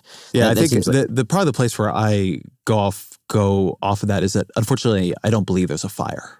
Right? That my sense is people want action, and they often want national action. I mean, so there isn't a way to bind that as effectively as you want. That's incredibly dangerous, and I think that that's exactly what the founders were attempting to avoid. So, you know, I can stop citing the founders. That's what I would attempt to avoid. There you go. Okay, I think, I mean, I like the founders. I'm happy with citing the founders, but yeah, again, I think that the growth of the federal government, every time Donald Trump becomes president, and he's done it twice now, every time he becomes president, I hear from my liberal friends that they are terrified by the prospect of unified national power in the executive branch. And every time a Democrat becomes president, I hear that they are very excited that the president of the United States is going to unilaterally relieve student loans and use OSHA to press a vax mandate that I have to sue the federal government to stop. Right? So, like, if that's the game, then it only gets worse from here.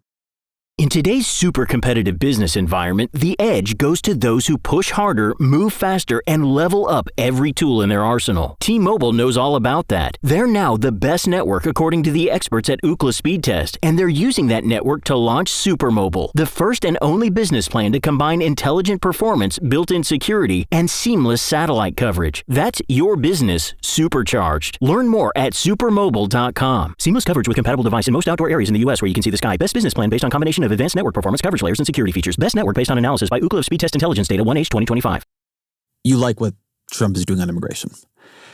And I think there are two streams of the Trump administration's sort of immigration policy, right? One you can sort of imagine of almost any Republican administration right now, which is there was a huge amount of migration during Biden. There was a quite uncontrolled border. And you're cracking down on that. You're trying to reverse some of that. You're going after criminals. And then there's been, I would call it an exulting in cruelty.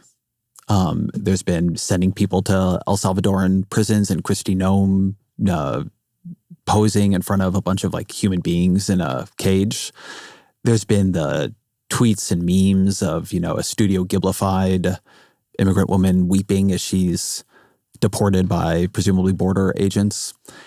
The masked ICE agents thing and like the sort of the ruthlessness of it has been very telling. Like, I understand that you want tighter immigration enforcement, but how do you take the rest of this? So I think that a lot of our politics is reactionary triumphalism, and I think that is exacerbated by the onlines. And so, you know, the way that you gain credibility with a very online base is to do some of those sorts of, I mean, some of these things you're talking about are memes, right? And are basically designed for online memery.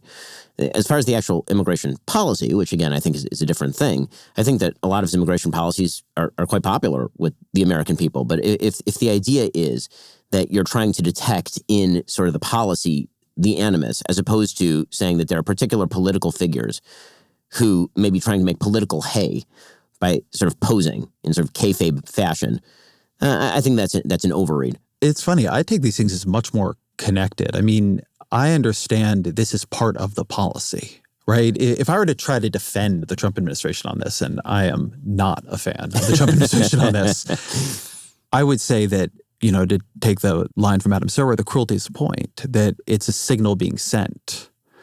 And that the signals leave. The signal is don't come. The signal is we can do terrible things to you. But that the militarization of it, the cruelty of it. I mean, I do think there is a tremendous amount of, this word gets overused, but dehumanization and all this. Well, I will say that. And I think that public leaders, I mean, you say it's like playing to the base, but public leaders are responsible for what they play into or don't play into. I agree with right? that. And by playing into very, very, very, even if you believe it's fake on their point, in a way, I would think it's much worse if it was fake on their part. I don't think it'd be worse if it were fake on their part. If it was a naturalistic outgrowth of policy, then I think that that's actually worse. But I will say that if you were going to try to steel man some of this, and again, I'm not actually a fan of Studio Ghibli-ing people crying. I just don't think it's good policy. But if the goal is to send out the signal to the rest of the world, don't come because you're not welcome here, then that's succeeding. I mean, the levels of immigration generally have dropped to the country. Now, again, when it comes to legal immigration, I'm actually quite a fan of certain types of legal immigration, not all legal immigration. But there are open debates on the right about immigration policy in the legal sphere. And you do see some of this kayfabe playing into that as well in weird and ugly ways on X. One of the things I'm getting at here, I think, is that I actually find the cruelty as a policy in the Trump administration to be part of what the whole policy is, part of how it is reshaping the right, part of how it is changing the incentives for the people who will come after him. It's one of the parts of what is happening in politics that I genuinely do find frightening. Like, I understand that people on the right see the left differently than I do, right? I understand they understand Obama differently than I do. They understand Biden differently than I do. But I think that one of the ways in which Trump broke something fairly fundamental in politics was there were some expectations of a certain decorum that all sides, not in every moment, but broadly tried to hold to. Part of Trump's entire appeal is transgression. And then it's like the people running the social media accounts, the people coming up behind him, the people trying to appeal to the base, they just keep escalating the transgression. I think it's a mistake. I mean, I think it's a political mistake. I also don't think that it's a good thing to do. I mean, but I think it becomes, I don't think it stays in this cordoned off place of I'm just running some politics here. I think it becomes you, right? I think in the same way that, kids become edgelord neo-Nazis online and then one day they actually don't like Jews.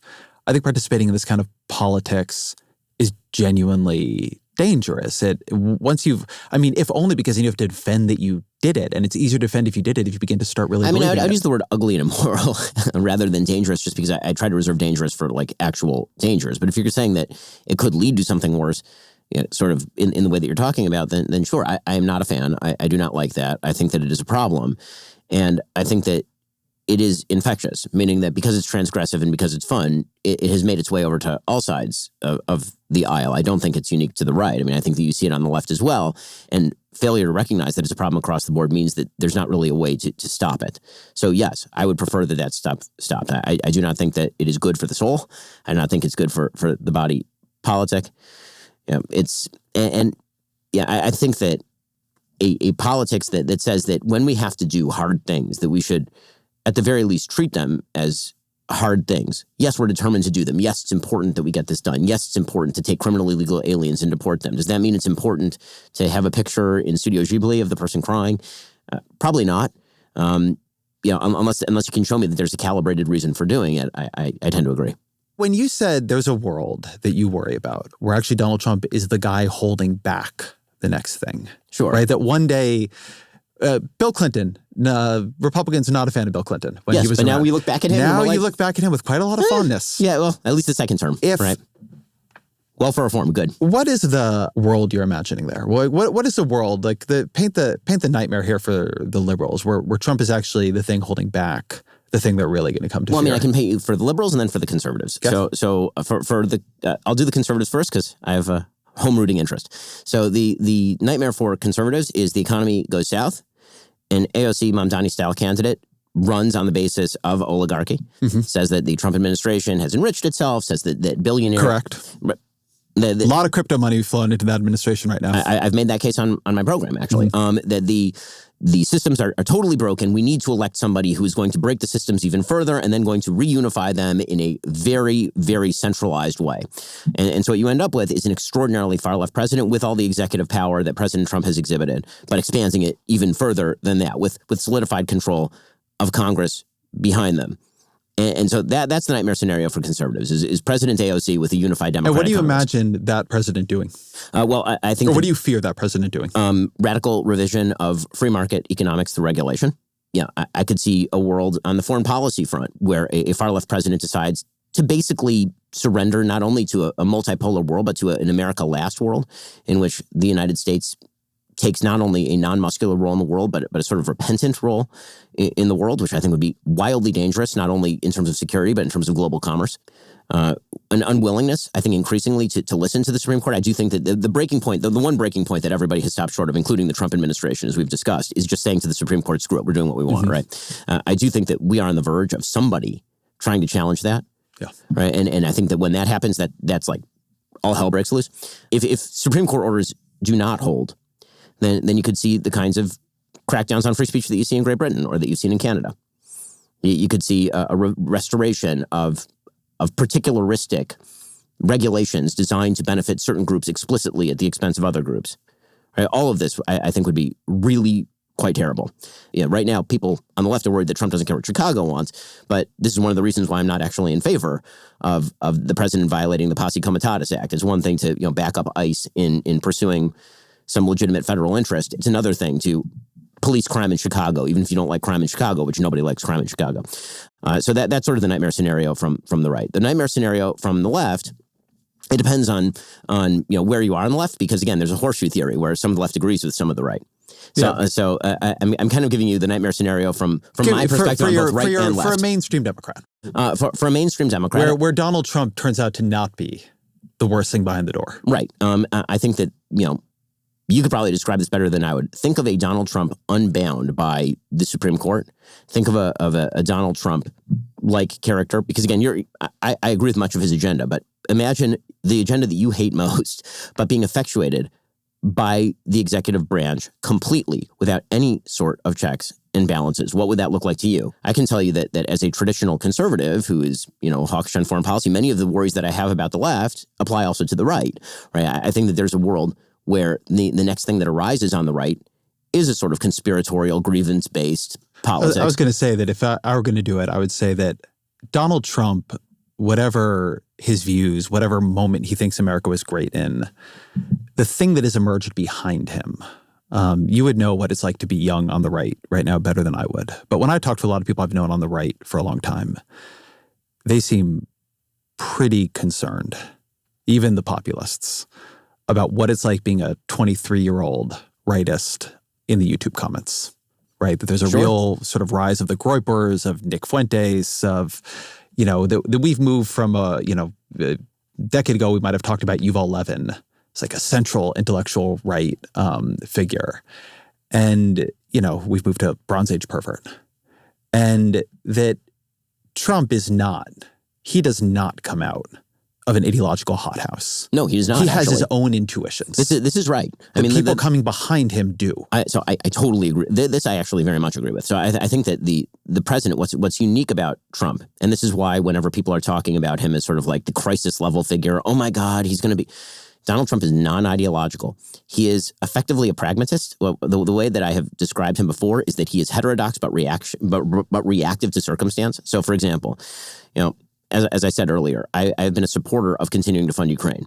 That was not a traditional kind of Trumpist position during the election cycle. And President Trump put his hand in the Putin fire. It got burned, and he continued to support Ukraine. Right. And so that is him trying a thing and not working and him backing off the thing. Right. The way that the left characterizes Trump with regard to tariffs. Right. The sort of taco thing where Trump always chickens out. Another way to describe that is he tries a thing. If it doesn't work out, then he stops trying the thing. Right. And so this sort of idea that Donald Trump is this ideological monster dedicated to wrecking all of the things like that. That's not right. Donald Trump tries things, and if it doesn't work, he kind of untries things, and then he sticks his hand in the fire, and then he takes his hand out of the fire. You can create algorithms to trade based on this sort of stuff, right? And so I think that the thing that both you and I are saying, which is the centralization of power in the executive branch, if in the hands of a true ideologue, could be a dangerous thing. Right? Like, I think that's right. I mean, one of the things to remember about the 1930s, and again, people keep citing the 1930s, is that the mechanisms of power pre-existed the people who then misused the power. I mean, that's like a real thing. the forcible use of the centralized government in Germany happened under Brüning in 1930.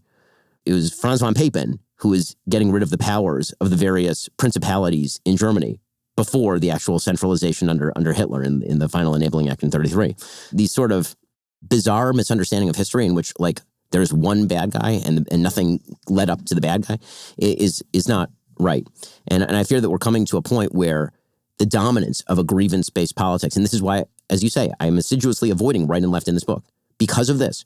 A grievance-based politics that says that America, at a fundamental level, the things that have made America awesome and prosperous and a good force in the world, that those things are actually bad and that those things need to be torn away, that American history has to be seen as a series of actual bizarre conspiracies complete with brainwashing of the American population. We didn't actually win World War II. We didn't actually land on the moon.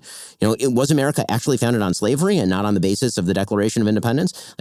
That's all of a piece. And when that becomes the dominant ideology of the American people, that our problem is the system, then the next thing that happens is not something that anybody of traditional bent is going to like. And the internet makes all of this so much worse. It's so much worse because it used to be that we used to interact with human beings. Right? As I've said many times on the show, like, we all need to go out and touch grass, right? Like go and talk to another human being. And it turns out that most human beings are actually not in the mold of the comment section on YouTube, either left or right. But the problem is that politicians particularly now use the comments on YouTube as a proxy for what public opinion says. Right? They use retweets as a proxy for what public opinion says. And the way that Twitter they is not real life, but they sure confuse it with such. In some ways, I feel like the thing you are saying behind a bunch of this is that the thing you fear behind the door, it's Tucker Carlson's right. The thing about Trump and the reason why he could be the end of something and what could come next could be completely different is any attempt, and the left has been trying to do this, some parts of the right too, to philosophize Trump. It's a fool's errand. You cannot philosophize Trump. There is no Trumpism. There is just Trump.